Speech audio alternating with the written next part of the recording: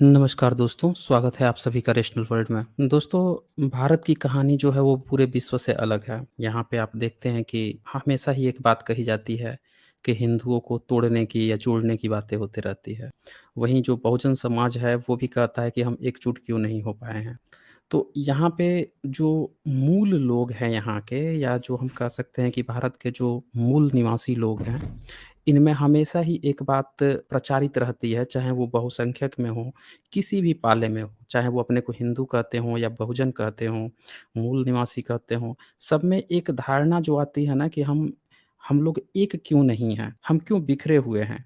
या बार-बार ये आरोप लगता है कि अरे तुम लोग तोड़ने की कोशिश कर रहे हो, जोड़ने की कोशिश कर रहे हो। दरअसल इसका आज मैं रूट कॉज़ बताने वाला हूँ। तो ये वीडियो जो है ना बहुत ही इम्पोर्टेंट है दोस्तों, इसको जो है आप ज़्यादा से ज़्यादा शेयर कर दीजिए। जितने ज़्यादा लोगों को आप यहाँ पे जोड़ सकेंगे, उतना ही बेनिफिट होने वाला है। तो देखिए, सबसे पहले जो एक हम लोगों को ये बात समझना होगा कि किसी भी देश में जो यूनिटी आती है ना, वो आइडियोलॉजी से आती है। और हमारे यहाँ जो आइडियोलॉजी जो थोपी गई है या जो हम लोग देखते आ रहे हैं, वो एक ये है कि हर जगह जो हमारे बच्चे हैं, वो हर जगह जय श्री राम का नारा लगाते हुए आते हैं। इवन हमारे जो नेता हैं या हमारे जो और भी जो लोग हैं, वो लोग भी जय श्री राम पहले ऐसा होता था कि सीताराम का नारे लगते थे, अब जय श्री राम सिर्फ़ महिला हटा दिया गया है सीता को और सिर्फ़ एक पुरुष की भूमिका दी जा रही है और तीर धनुष लेकर इस तरह से एक आइडियोलॉजी सामने आ रही है। तो अब ये विचारधारा जो है इससे हम पूरे पब्लिक को दिखाया जा रहा है, इवन अभी तो टेम्पल भी बन रहा है। तो इससे क्या हो रहा है कि जो हमारे जो नई जनरेशन है, जो न्यू पब्लिक है, जो भारत का इतिहास नहीं जानती है, वो ये बात मान लेती है कि हाँ, ये कोई हमारे एक ईश्वर हैं और ये आइडियोलॉजी कोई भगवान थे, इनकी तरह हमको बनना चाहिए। क्योंकि अल्टीमेटली जिसको आप आइडियल मानते हैं, आप उससे ही सीखना चाहते हैं, आप उसके लिए उसके नीचे अपने को मानते हैं और उसकी तरह बनना चाहते हैं। आप किसी भी धर्म मज़हब को देख लीजिए। जैसे अली सिन्हा ने पूरी एक किताब लिख दी मोहम्मदवाद पे, पूरी एक किताब लिख दी कि लोग मोहम्मद की तरह बनना चाहते हैं। उसी तरह से आप दूसरे में भी देखें तो अल्टीमेटली जो उनका आइडियल होगा, अगर बुद्धिस्ट लोग होंगे तो वो बुद्धा की तरह बनना चाहेंगे। जीसस या ईसाइयों की देखें तो वो जीसस की तरह बनना चाहेंगे। तो यहाँ पे भी जो एक आइडियोलॉजी पेश की जा रही है कि हमें राम की तरह बनना है या राम जो है हमारे आइडियल हैं, हमारे महापुरुष हैं, इनके बारे में कोई गलत वगैरह कहता है तो हमारी भावनाएँ तुरंत आहत हो जाती हैं। या इस तरह की चीज़ें प्रोपेगेट होती हैं। फिर भी एक आइडियोलॉजी होने के बावजूद भी हम देखते हैं कि हम दूसरे धर्मों में तो कहते हैं कि भई उनमें बड़ी एकता होती है और भारत के जो बहुसंख्यक हैं इनमें एकता नहीं है। हालाँकि आइडियोलॉजी हमें ये पकड़ाई गई है फिर भी एकता नहीं आ रही है। बहुजन समाज के पास भी आइडियोलॉजी है फिर भी एकता नहीं आ रही है। कारण क्या है? रूट कॉज़ क्या है? एक जो हमें बताया गया है कि राम राज होना चाहिए या अशोका राज होना चाहिए। जब राम राज्य की बात आती है तो वहाँ पे एक ये पॉइंट भी आ जाता है कि भई राम राज्य इतना अच्छा था, तो चारों भाइयों ने बीवी ने आत्महत्या क्यों कर ली? सबके जीवन इतने कष्टमय क्यों थे? आत्महत्या क्यों कर ली? और इसके पीछे का क्या षड्यंत्र था?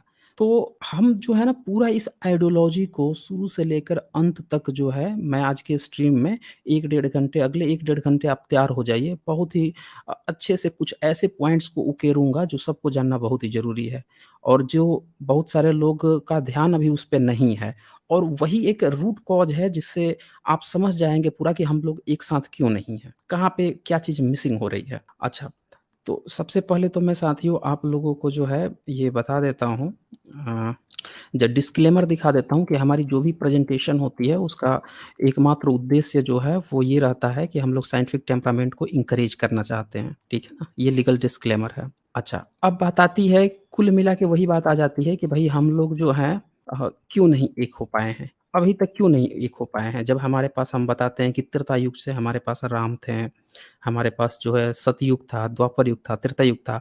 हम ये भी दावा ठोकते हैं कि हम श्रुति और स्मृति परंपराओं से अपने धर्म ग्रंथ लेकर आए हैं। हमारे यहाँ ये भी दावा ठोकने वाले लोग हैं कि भई हम ना मुख पीढ़ी दर पीढ़ी मुख एक मुख से दूसरे मुख में सारी चीज़ें ले आए हैं, कुछ भी हमने खोया नहीं है। एक तरफ ये गाना गाया जाता है और दूसरा तरफ जैसे किताब खोला जाता है तैसे ही मुँह चोखा की तरह बना के रोने लगते हैं कि अरे किसी ने मिलावट कर दिया। अब सवाल ये है कि हम क्लेम तो करते हैं, तब तक क्लेम करते रहते हैं जब तक कि कोई किताब खोल के हमें दिखा ना दे। जैसे किताब खोलता है मुँह चोखा बन के लटक जाता है, फिर हम रोना शुरू कर देते हैं, यार किसी ने मिलावट कर दिया, मिलावट कर दिया। दूसरी तरफ कहते हैं कि हमारी सभ्यता भी नष्ट नहीं हुई। अरे मिलावट उन लोगों में होती है जिनकी सभ्यताएँ नष्ट हो गई हो। कोई दूसरा जो है लिया और उसने दूसरे ने लिख दिया। जैसे बुद्ध मार्ग, भारत में बुद्ध मार्ग खत्म हो गया, उनकी चीज़ें किसी दूसरे ने लिखी तो वो क्लेम कर सकते हैं कि भई हमारी चीज़ों को इसने तोड़-फोड़ दिया, कब्ज़ा कर लिया, हमारी किताबों में मिलावट कर दी या गलत ढंग से लिख दिया। जिनका ये दावा है कि हम पीढ़ी दर पीढ़ी धोते लाए हैं, उनका तो फिर बनता ही नहीं है, मिलावट का कोई रोना ही नहीं है। सब चीज़ उन्हीं के पास था। संस्कृत किसी और को आती नहीं थी, क्षत्रिय को भी संस्कृत नहीं आती, वैश्य को भी संस्कृत नहीं आती। आती भी तो इनको पढ़ाने का अधिकार नहीं है। ये कभी रामायण नहीं पढ़ा है, कभी वेद नहीं पढ़ा है, ना कोई वैश्य पढ़ाया, ना कोई क्षत्रिय पढ़ाया। आज भी जितने भी धार्मिक ग्रंथ हैं, सबके जो अनुवादक हैं, उसमें से एक भी अनुवादक जो है आप खोज लीजिए, कोई क्षत्रिय नहीं मिलेगा, कोई वैश्य नहीं मिलेगा, कोई शूद्र नहीं मिलेगा। सारे अनुवादक जो है ब्राह्मण होते हैं, सारा चीज़ इन्हीं का है। मिलावट कौन कर दिया? तो ये रोना भी हमारा खत्म हो गया। सवाल ये है कि सब चीज़ है, पूरा जो ब्राह्मण हमारा समुदाय है, उस पूरे ब्राह्मण समुदाय का ही सब चीज़ लिया दिया है। वही क्लेम कर रहा है कि हम लेकर आए हैं, पीढ़ी दर पीढ़ी लेके आए हैं, एक मुख से दूसरे मुख कर लाए हैं। आज भी वही किताब अनुवाद कर रहा है, छाप रहा है, पब्लिश कर रहा है। फिर ये बीच में मिलावट वाला रोना कौन रो रहा है? तो वो मामला ही खत्म हो जाता है।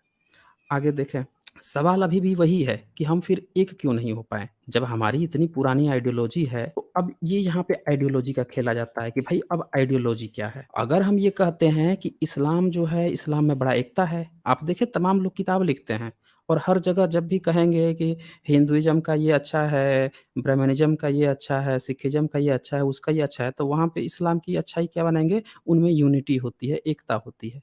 ये राग सब लोग अलापेंगे।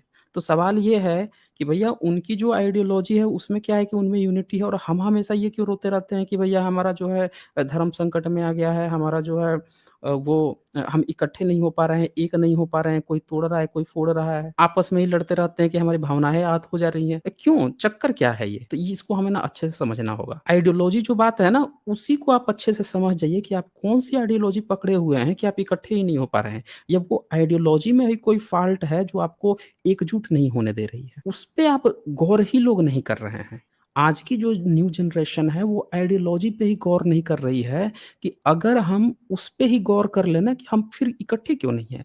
हम यहाँ पे अभी गाना गाते हैं कि भई जय श्री राम का नारा देखिए अभी कमेंट में बहुत सारे लोग लगा रहे हैं, जय श्री राम का नारा। तो भाई साहब ये नारा है और फिर हम अपने ही में से कुछ लोगों को गाली देना शुरू करते हैं, अरे ये भीमटा है, अरे ये है वामपंथी, अरे ये है, अरे वो है। हम गाली भी दे रहे हैं और फिर हम दूसरी तरफ रोते भी हैं कि हमारा धर्म भी खतरे में है और इकट्ठे भी नहीं हो पा रहे हैं।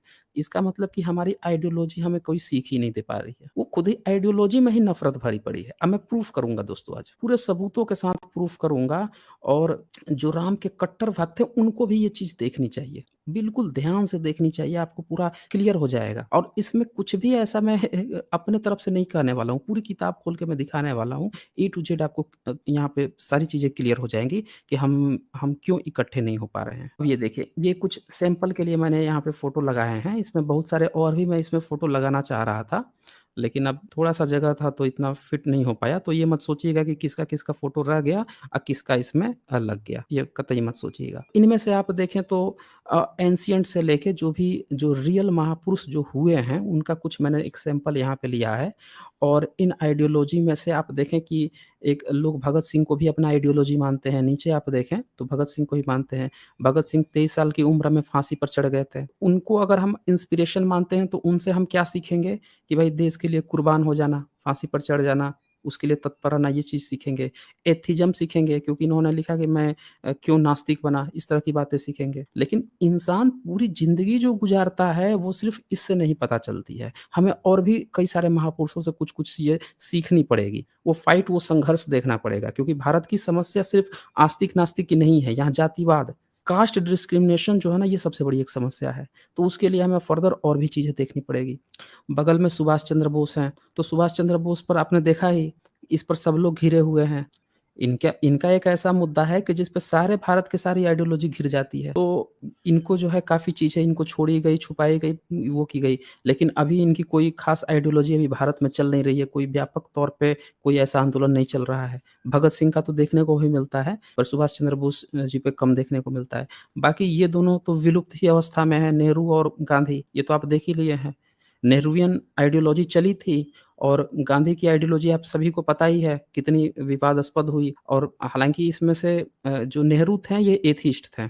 ये एथिस्ट थे, लेकिन उनके बाद के जो पार्टियाँ हुई वो लोग एथिस्ट नहीं रह पाए, वो लोग भी वही राम-राज्य और तरह-तरह की चीज़ों में पड़े, तो ये आइडियोलॉजी भी वो हो गई। आप देख ही रहे हैं हाशिए पे जा चुके हैं ये लोग।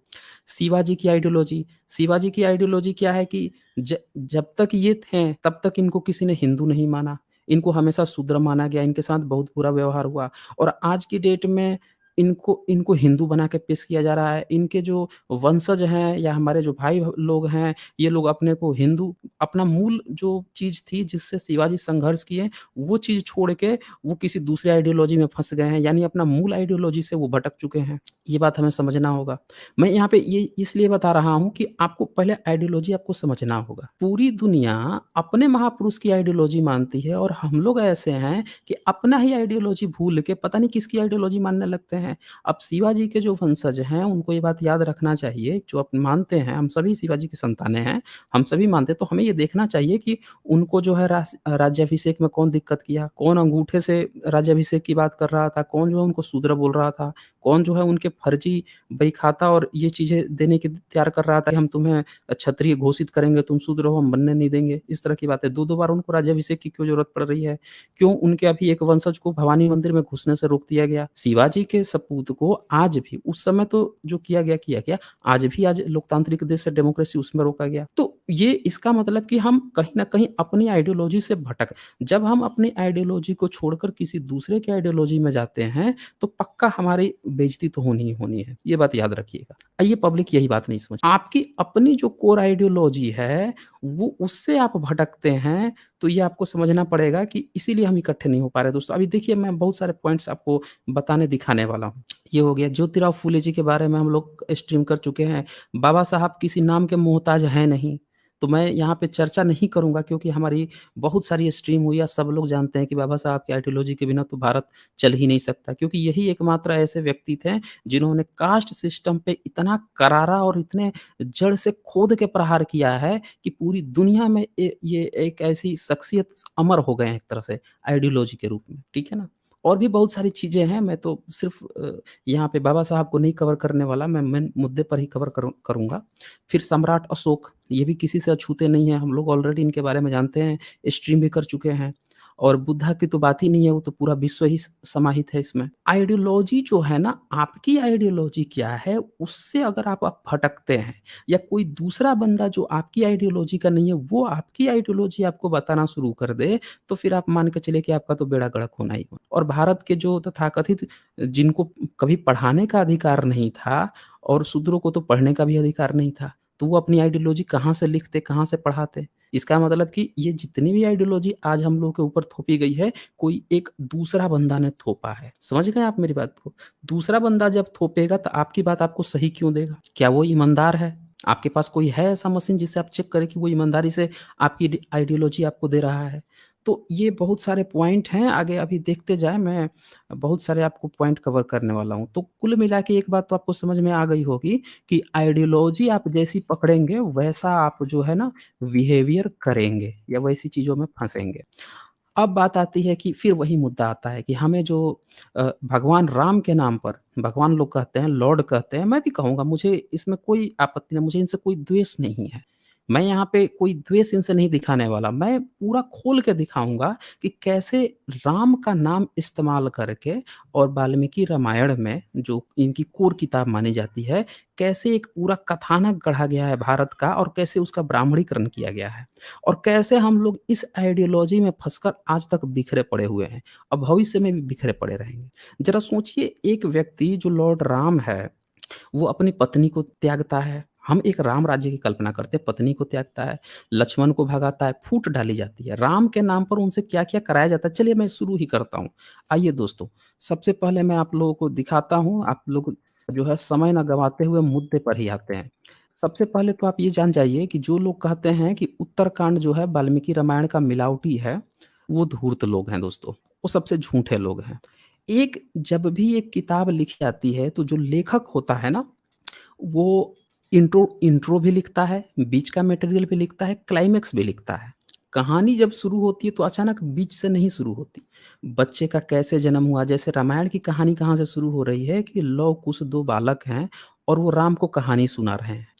और तो लव कुश बालक हैं, इसका मतलब उनके जन्म की भी घटना बताई गई होगी। तो जन्म की पूरी घटना जो है वो आती है उत्तरकांड में।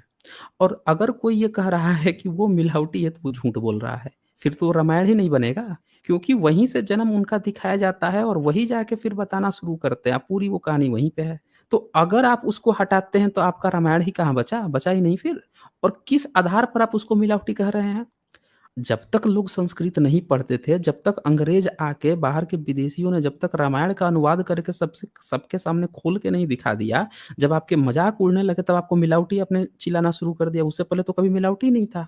आज तक आप लोगों ने सुना है आर्य समाज से पहले किसी ने कहा हो कि रामायण में कुछ मिलावटी है? पीढ़ी दर पीढ़ी, मुख दर मुख ले आए, कभी मिलावट ही नहीं हुई। जैसे शूद्र ने किताब खोल के पढ़ लिया तो तुरंत मिलावट रोना रोने लगे। तो दोस्तों ये चीज़ हमें समझना पड़ेगा कि ये लोग झूठ बोलते हैं, कोई मिलावट-फिलावट नहीं हुई है। अगर आप इसको जैसे ही महाकाव्य मान लेंगे रामायण को, तो कोई मिलावट की चर्चा नहीं होगी, क्योंकि ये कवि की कल्पना हो जाएगी।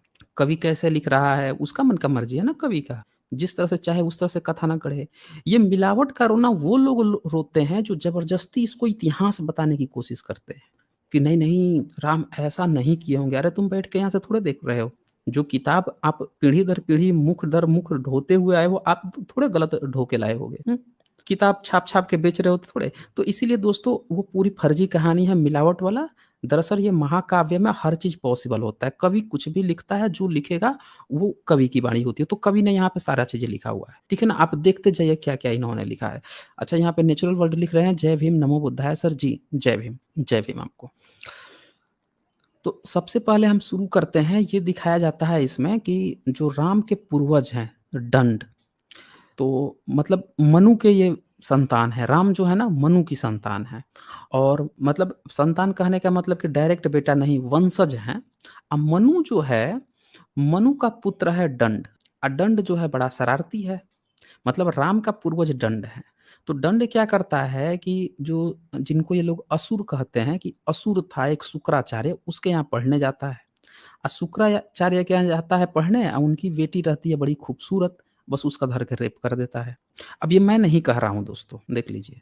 अब कोई कह देगा कि नहीं-नहीं आप हमारे जो है राम के पूर्वज को कैसे कह दिए कि उन्होंने किसी का रेप कर दिया। भाई ये मैं नहीं कह रहा हूँ, आप पढ़िए ना ये वाल्मीकि रामायण ये देख लीजिए, 89 सर्ग है, उत्तरकांड का यहाँ लिखा हुआ है, राजा दंड का भार्गव कन्या के साथ बलात्कार। इन्होंने खुद लिखा है, गीता प्रेस गोरखपुर की है, उठा के आप पढ़ लीजिए, खुद चेक कर लीजिए, हम लोग नहीं कह रहे हैं। ये पढ़ लीजिए ना पूरा ये, देखिए ये लिखा हुआ है। अब ये देखिए काकुत्स्थ्य जो दूसरा श्लोक है, कह रहा है तदंतर राजा दंड ने मन और इंद्रियों को काबू में रखकर बहुत वर्षों तक वहाँ अकटक राज्य किया। ये सब तो काम हो गया।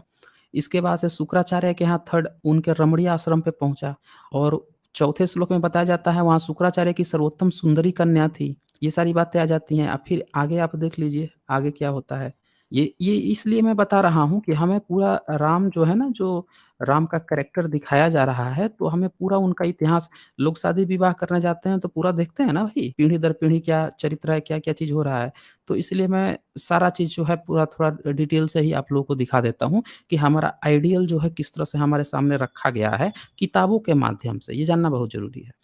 अब ये आप 14 श्लोक देखेंगे, 15 श्लोक देखेंगे, तो इसमें लिखा है कि तुम्हें प्राप्त कर लेने पर मेरा वध हो जाए अथवा मुझे अत्यंत दारुण दुःख प्राप्त हो, तो भी कोई चिंता नहीं है। भीरु, मैं तुम्हारा भक्त हूँ, अत्यंत व्याकुल हुए तुम अपने सेवक को स्वीकार करो।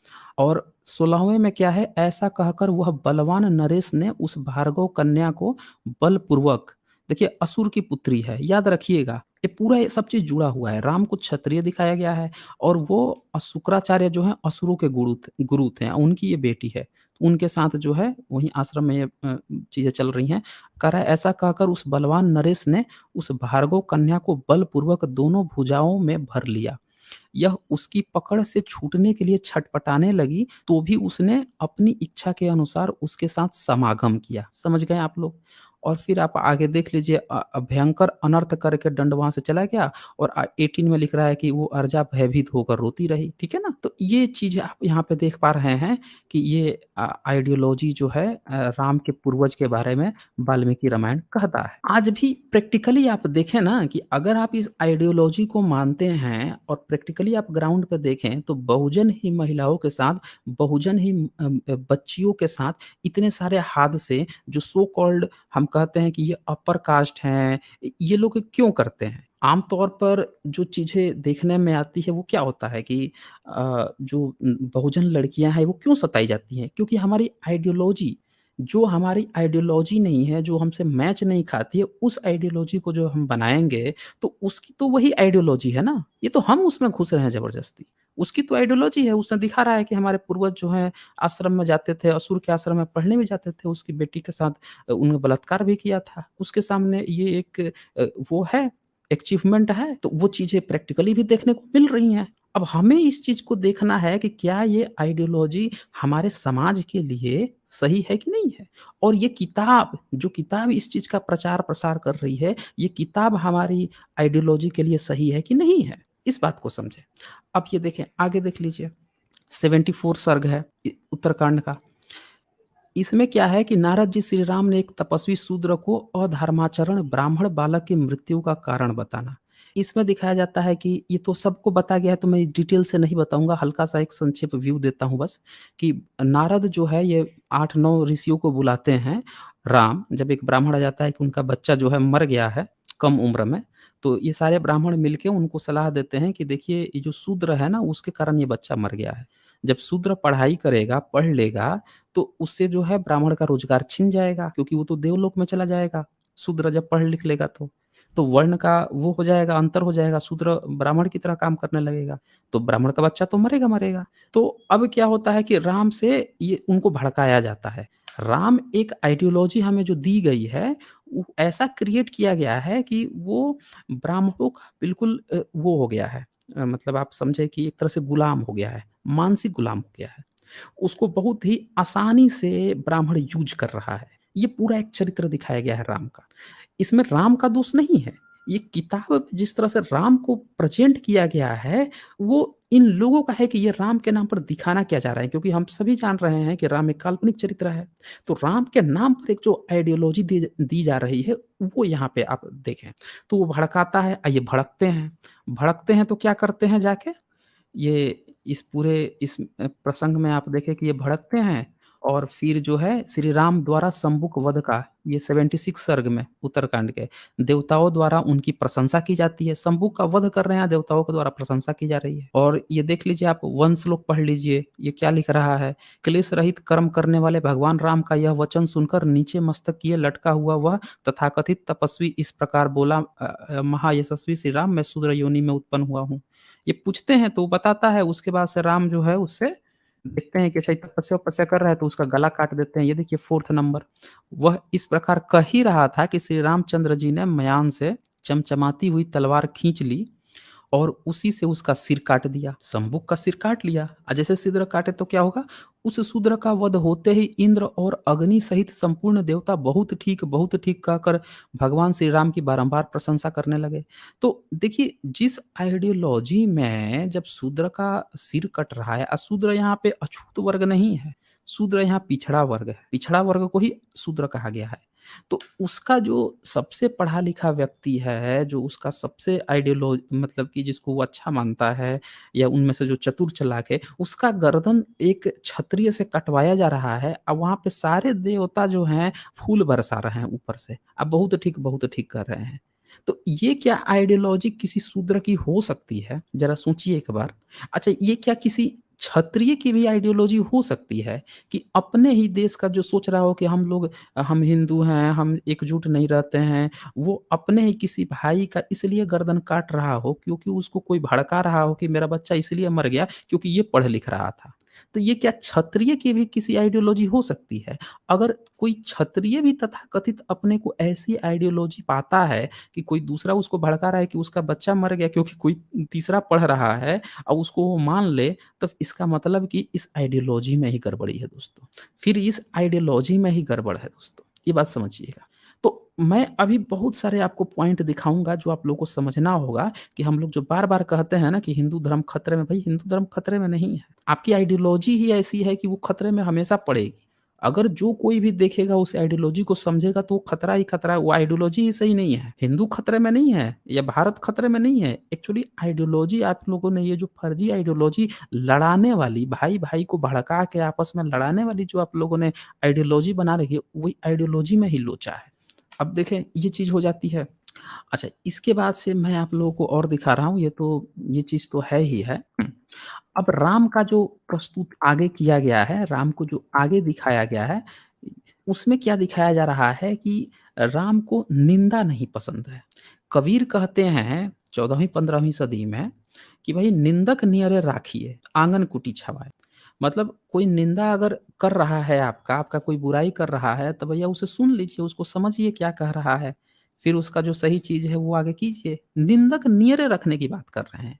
तो हमारे यहाँ ऐसे-ऐसे महापुरुष हुए हैं जो आलोचना को स्वीकार करते हैं। समझ रहे हैं कि आलोचना अगर कोई कर रहा है तो हमें सुनना चाहिए, समझना चाहिए। साइंस जो है साइंस कैसे आगे बढ़ता है? साइंस में आप कोई चीज़ जब अपनी बात रखते हैं तो उसमें ढेरों सारे आर्गुमेंट उठते हैं। आपको सबका जवाब देना होता है। जब आप सबका जवाब देते हैं और हर तरह से वो फैक्ट चेक हो जाता है, फिर वो बन जाता है, एक थियरी बन जाती है, साइंटिफिक थियरी बन जाती है। वो सारी चीज़ों को फुलफ़िल कर रही होती है, सबको संतुष्ट कर रही होती है, हर प्रश्न का उत्तर दे रही होती है।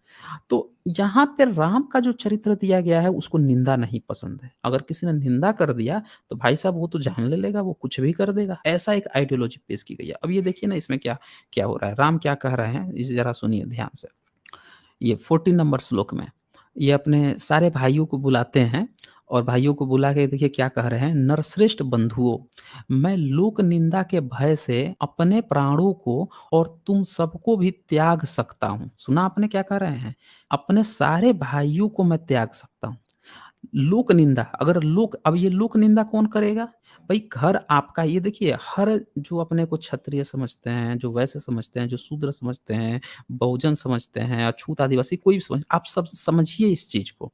आपका घर है और आपका घर है तो लोक निंदा कौन करेगा? बाहर आपके घर का बाहर करेगा ना, तो घर के बाहर करने वाला मौज लेके आपकी चले जाए, तो क्या आप अपने ही घर के फैमिली को, अपने ही लोगों को अगर उनकी कोई गलती नहीं है, तो क्या उनकी गर्दन काट देंगे? तो जब ये आइडियोलॉज़ी आप लोगों की है, तो एकता कहाँ से रहेगी दोस्तों? कहाँ से एकता रहेगी? आपस में ही रोज़ लड़ रहे हो, पटी-पटीदार लड़ रहे हो, 2 भाई हैं, माँ-बाप ने पाला, बड़े हुए आपस में लड़ लिए, ज़मीन का बँटवारा 1 इंच है, तूने अधिक ले लिया, 1 इंच मेरा ले लिया, तूने वहाँ का ले लिया, वहाँ ले लिया, लड़े पड़े हुए हैं। अरे इतना दिमाग नहीं है कि क्यों लड़ क्यों रहे हो? बैठ लो, फैसला कर लो, आराम से कर लो। थोड़ा-सा किसी को अधिक ही ले लो, कम पे भी संतोष कर लो, लड़ना क्या है? तो यहाँ पे मेन जो आइडियोलॉजी आपकी गड़बड़ी नहीं है।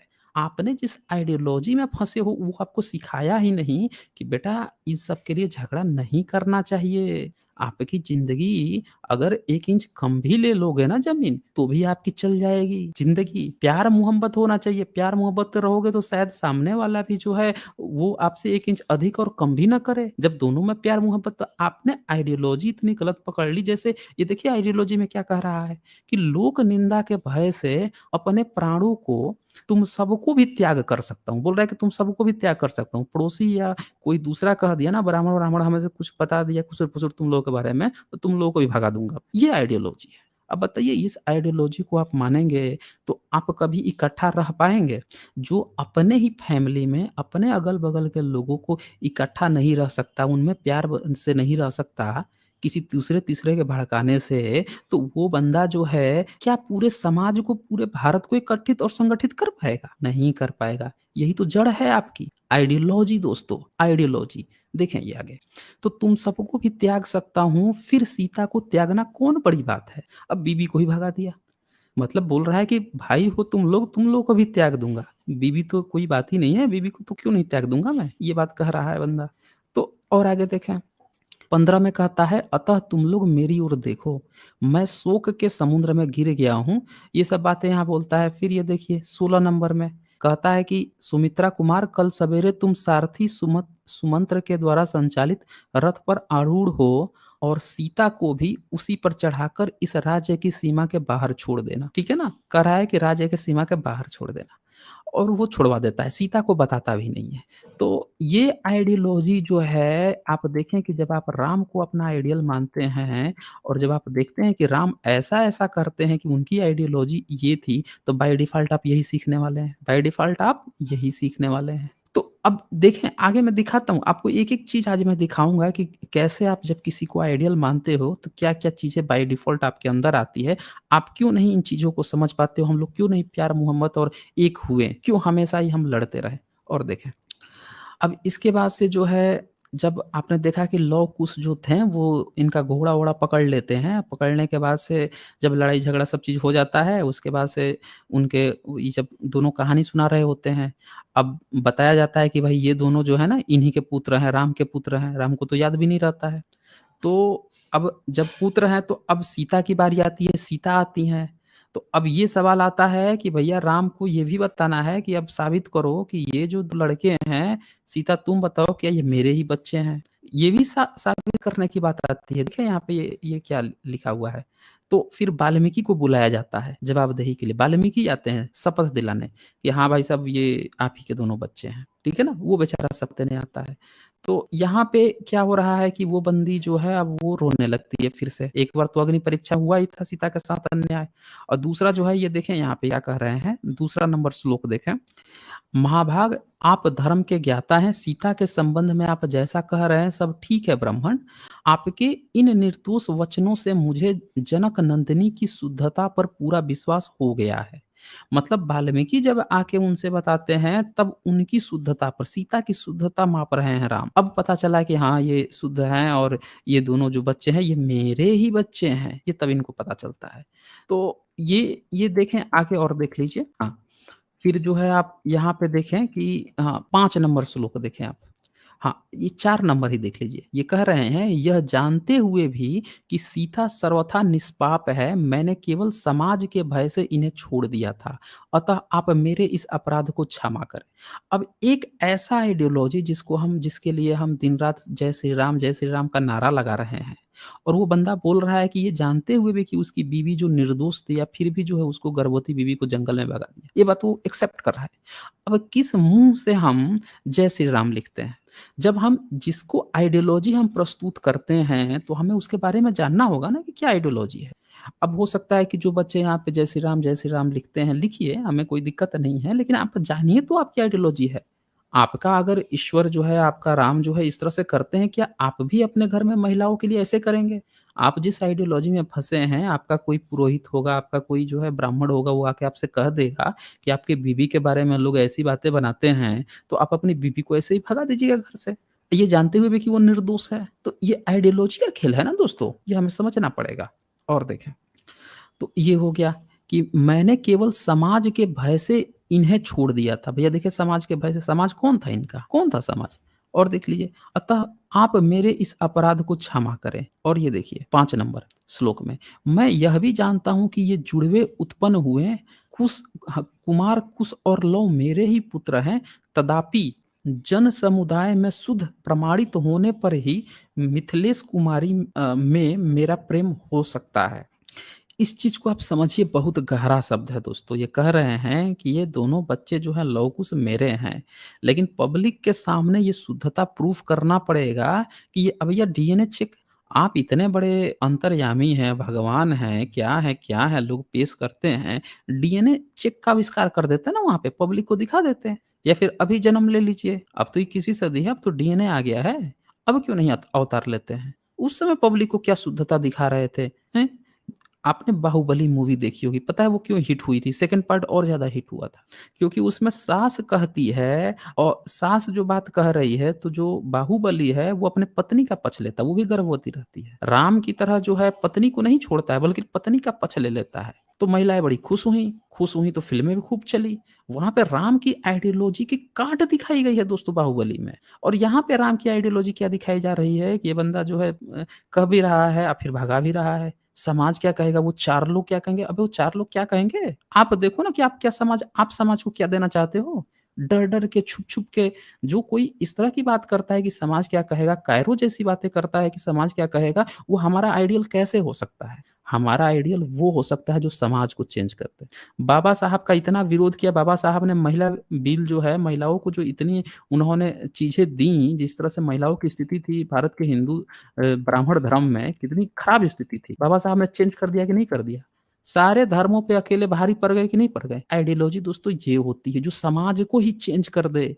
खराब है तो उनको समझा सके कि ये खराब है। ये नहीं कि 4 लोग क्या कहेंगे इसीलिए हम कभी घर से ही बाहर नहीं निकले। इसीलिए अपने ही घर के भाइयों को त्याग कर दें, अपनी बीवी को ही भगा दें, हैं? वो 4 लोग क्या कहेंगे? तो ये आइडियोलॉजी दोस्तों, इस जब आइडियोलॉजी में आप फँसते हैं, तो यहाँ दिखाया जा रहा है कि आप एक रोबोट की तरह कंट्रोल्ड हो रहे हैं उन 4 लोगों से, उन बाहरी लोगों से। और ये बाहरी लोग कौन हैं? यही तो ब्राह्मण धर्म है दोस्तों, कि वो बैठा-बैठा सब चीज़ डिसाइड कर रहा है कि आप क्या करेंगे अपने घर में। आपके बीवी को आपसे, आपके भाइयों को आपसे मरवा रहा है, पिटवा रहा है, घर से भगवा रहा है। अपने घर में कर रहा है, नहीं कर रहा है, आपसे करवा रहा है। आप कंट्रोल्ड हो रहे हो। तो ये आइडियोलॉजी जो है आपको ये चीज़ पकड़वाती है दोस्तों। और देखें, आगे मैं आप लोगों को दिखाता हूँ। आज आपको तमाम सारे जो है मैं सबूत दिखाऊँगा कि किस तरह से जो है फँसे हैं। सभी लोग इसमें फँसे हुए हैं, अब बाहर निकल नहीं पा रहे हैं या समझना नहीं चाहते हैं। अब ये देखें, जब इस तरह की बातें, शुद्धता प्रमाण वाली जब बातें राम कहते हैं तो सीधा झनक जाती है। झनक जाती है तो कहती है कि भई मैंने अगर सही से इनको पति माना हो तो धरती फट जाए, आके मुझे ले जाए। अब धरती फट जाती है, देखिए यहाँ पे 18 नंबर श्लोक है। 17 नंबर में देख लीजिए, विदेह कुमारी सीता के इस प्रकार शपथ करते ही भूतल से एक अद्भुत सिंहासन प्रकट हुआ, जो बड़ा ही सुंदर और दिव्य था। और उसी में जो है ये बैठ के नीचे फिर दोनों भुजा में जो है इनको ज़मीन के भीतर लेके चली जाती है। यानी एक महिला जो है, जो राम की पत्नी है, जिस हम राम राज्य की कल्पना करते हैं, उस राम राज्य में राम की पत्नी जो है ज़िंदगी भर दुःख उठाती है। कभी कोई दूसरा मर्द ले जा रहा है, कभी जंगल में शादी होने के बाद से जंगल में गई, कष्ट उठाई उसने पति के साथ, फिर कोई दूसरा मर्द ले गया, उसके बाद से फिर घर आई तो फिर से गर्भवती थी तो उसको बाहर निकाल दिया गया। और फिर जो है लास्ट में क्या-क्या उसको अग्नि परीक्षा देनी पड़ी, यहाँ पे भी भरे दरबार में शुद्धता की परीक्षा देनी पड़ी, गवाही दिलवानी पड़ रही है वाल्मीकि से। अब क्या करेगी वो जी के? उसने क्या किया? उसने भी सुसाइड कर लिया। इसको सुसाइड कहते हैं दोस्तों। आप जो भी मीनिंग निकाल लें, आप कोई भी टर्म दे दें, दरअसल इसी को आत्महत्या कहते हैं। जब एक बहुत ही दुखी महिला जो है, अपने पति से तंग आके, जिसकी हम कहते हैं कि राम राज्य होना चाहिए, और उनकी ही पत्नी जो है अपने पति के व्यवहार से, अपनी चीज़ों से तंग आके कहती है कि भैया धरती फट जा, मैं चली जाऊँ, मर जाऊँ, हट जाऊँ। तो वो धरती, मतलब जो भी यहाँ पे लिखा गया है, इस काव्य में जो भी कहा गया है कि फट गई, सिंहासन निकला, लेके चली गई, खत्म हो गई, हो गया। खुश थी महिला। तो उनकी आइडियोलॉजी दिखाई गई है, राम की जो प्रस्तुत की गई वो दिखाई गई है कि उनकी बीवी भी उनसे खुश नहीं है दोस्तों। आप बाकी आप देख ही रहे हैं, और दिखाता हूँ आगे मैं आप लोगों को, आप देखते जाइए। अच्छा, इसके बाद से अब क्या होता है, अब एक चीज़ और दिखाता हूँ कि जब ये चली जाती हैं, तो इसके बाद से ये लिखते हैं कि राम ने किसी से स्त्री से विवाह नहीं किया, और प्रत्येक यज्ञ में जब धर्मपत्नी की आवश्यकता होती, श्री रघुनाथ जी सीता की स्वर्णमयी प्रतिमा बनवा लिया करते थे। अब देख लीजिए दोस्तों ध्यान से, रामायण कब लिखी गई है, ये समझ जाइए। कह रहे हैं स्वर्णमयी प्रतिमा, भारत में प्रतिमाएँ कब बनती थी? सोने की प्रतिमा भारत में बननी कब से शुरू हुई है? कुषाणों के आने के बाद से मूर्ति प्रथा शुरू हुई है। तो रामायण में कुषाणों का दिया हुआ इनका जो है चैत बैसाख वाला वो सब इस्तेमाल किया है इन लोगों ने। इसका मतलब कि ये किताब बहुत बाद में लिखी गई है। वो तो शुरुआत है ना कि कुषाण आके मूर्ति बनाना शुरू किए। यहाँ पे बता रहा है कि राम जो हैं सीता का एक प्रतिमा बनवा लिया करते थे सोने की, और उसको वहाँ पे रख लिया करते थे, जब-जब यज्ञ में पत्नी की ज़रूरत पड़ती थी। और देखिए 9th नंबर में एक और कहानी सुन लीजिए। उन्होंने 10,000 वर्षों तक यज्ञ किए। देख लीजिए आप गप। राम जो हैं कितना कितना साल तक गप किए, गप बोल रहा हूँ, यज्ञ किए थे। देख लीजिए 10,000 वर्ष तक। अब किसी को हिंदी ट्रांसलेशन गलत लग रहा हो तो संस्कृत यहाँ पे लिखा हुआ है 10 वर्ष सहस्त्राणी। पढ़ लो आलो भैया, जिसको सहस्त्र और सहस्त्राणी का मतलब पता हुआ के पढ़ लो ना। अब बताइए सीता जो है, सीता मर गई, बाल-बच्चे हो गए और उसके बाद से भी वो जो है 10,000 साल तक यज्ञ कर रहे हैं। इतना बड़ा गप आपने देखा है? इस किताब को हमें कुछ लोग बताते हैं कि ये इतिहास है, राम जो हैं 11,000 साल तक जिए थे। जो व्यक्ति कुछ आर्य समाजी जो हैं, ये तो क्या बताते हैं पता है? 7,000 साल पहले राम थे। अरे मूर्ख व्यक्ति! यहाँ पे लिखा हुआ है कि 10,000 साल तक तो यज्ञ किए थे। और 7000 साल पहले यानी कि आज से 3000 साल बाद तक अभी यज्ञ करते रह जाएँगे, जन्म लिए थे उस समय से तो, हैं? ऐसे-ऐसे बेवकूफ़ व्यक्ति हैं लोग हैं। और देखिए कितने ही अश्वमेध यज्ञ और उससे 10 गुने वाजपेय यज्ञों का अनुष्ठान किया जिसमें असंख्य स्वर्ण मुद्राओं की दक्षिणाएँ दी गई। देख लीजिए आ गया ना स्वर्ण मुद्रा। और आप सभी को पता है कि स्वर्ण मुद्रा जो है कुषाण आए थे, उन्हों लोगों उनमें भी बाद में बनवाया गया स्वर्ण मुद्रा। और उसके बाद से ही जो है गुप्त वंश में स्वर्ण मुद्रा चलती थी। दिनार कहते थे, गुप्त वंश में भी स्वर्ण मुद्रा को दिनार कहते थे। मौर्यंस में ज़्यादा नहीं पाया गया है, कॉपर वगैरह का तो पाया गया है और इस तरह का स्वर्ण मुद्रा की बातें नहीं आई हैं। तो ये सारी पूरा रामायण ही कंपाइल हुआ है काफ़ी बाद में। ये साफ-साफ इंडिकेशन इससे पता चलता है। और देखें अब एक बात और आती है इसमें कि भैया ये लोग बार-बार कहते हैं कि अयोध्या और साकेत। आप इसमें जब देखेंगे ना 17वाँ और 16वाँ श्लोक देख लीजिए, इसमें साकेत शब्द आया है, ठीक है ना? ये क्या लिख रहे हैं कि ये कहते हैं ये सभी रानियाँ जीवन काल में नाना प्रकार के धर्म का अनुष्ठान करके अंत में साकेत धाम को प्राप्त हुईं। दरअसल जब ये लोग लिख रहे थे रामायण, वाल्मीकि के नाम पे जब ये चीज़ लिखी है ब्राह्मणों ने, तब इन लोगों को ये नहीं पता था कि उस जगह का असली नाम ही साकेत है। तब तक उस जगह का नाम अयोध्या हो चुका था, मुस्लिम शासन काल में उस जगह का नाम अयोध्या हो चुका था, तो इन लोगों को ये नहीं पता था कि साकेत उसका पुराना नाम है। तो उन्होंने क्या लिख दिया उसमें कि ये जो थी ना इनकी माताएँ, ये सब साकेत धाम विष्णु धाम को बोलते थे ये लोग। मतलब इनको ये भी नहीं पता था कि भैया उसी का पुराना नाम साकेत है, उस साकेत धाम को प्राप्त हुई। आगे कई बार इस्तेमाल किए हैं सब साकेत धाम। लेकिन और उस जगह का नाम अयोध्या इस्तेमाल किया है। धाम ये किसको बोल रहे हैं कि साकेत धाम को प्राप्त हुई यानी कि कहीं विष्णु लोक में या किसी दूसरे लोक में चली गई। इनको ये चीज़ नहीं पता थी। यानी ये जो है ना रामायण जो है काफ़ी बाद में ही कंपाइल की गई है। अच्छा और देखें और देख लीजिए 19 नंबर श्लोक देख लीजिए।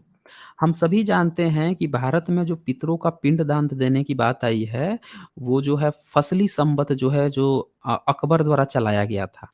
आज भी आप चले जाइएगा गया में तो जो वहाँ के पंडा पुजारी है वो फसली संवत इस्तेमाल करता है, अकबर का बनाया हुआ। और फसली संवत इस्तेमाल करता है तभी से बही खाता चलता है। और यहाँ पे क्या लिखा जा रहा है कि राम जो है यहाँ पे श्री राम जो है इन्होंने ब्राह्मणों को दान देते थे या पितरों और देवताओं को संतुष्ट करने के लिए बड़े-बड़े दुरस्तर यज्ञों, पिंडात्मक प्रति यज्ञों का अनुष्ठान करते थे। तो ये पितरों जो होता है ना, पितरों को पिंड दान दे देना, ये सब घटना, ये श्राद्ध कराना, ये सारी जो है उसी समय जब फसली संवत आ गया था तब के दौरान होती थी, उसके बाद होती थी।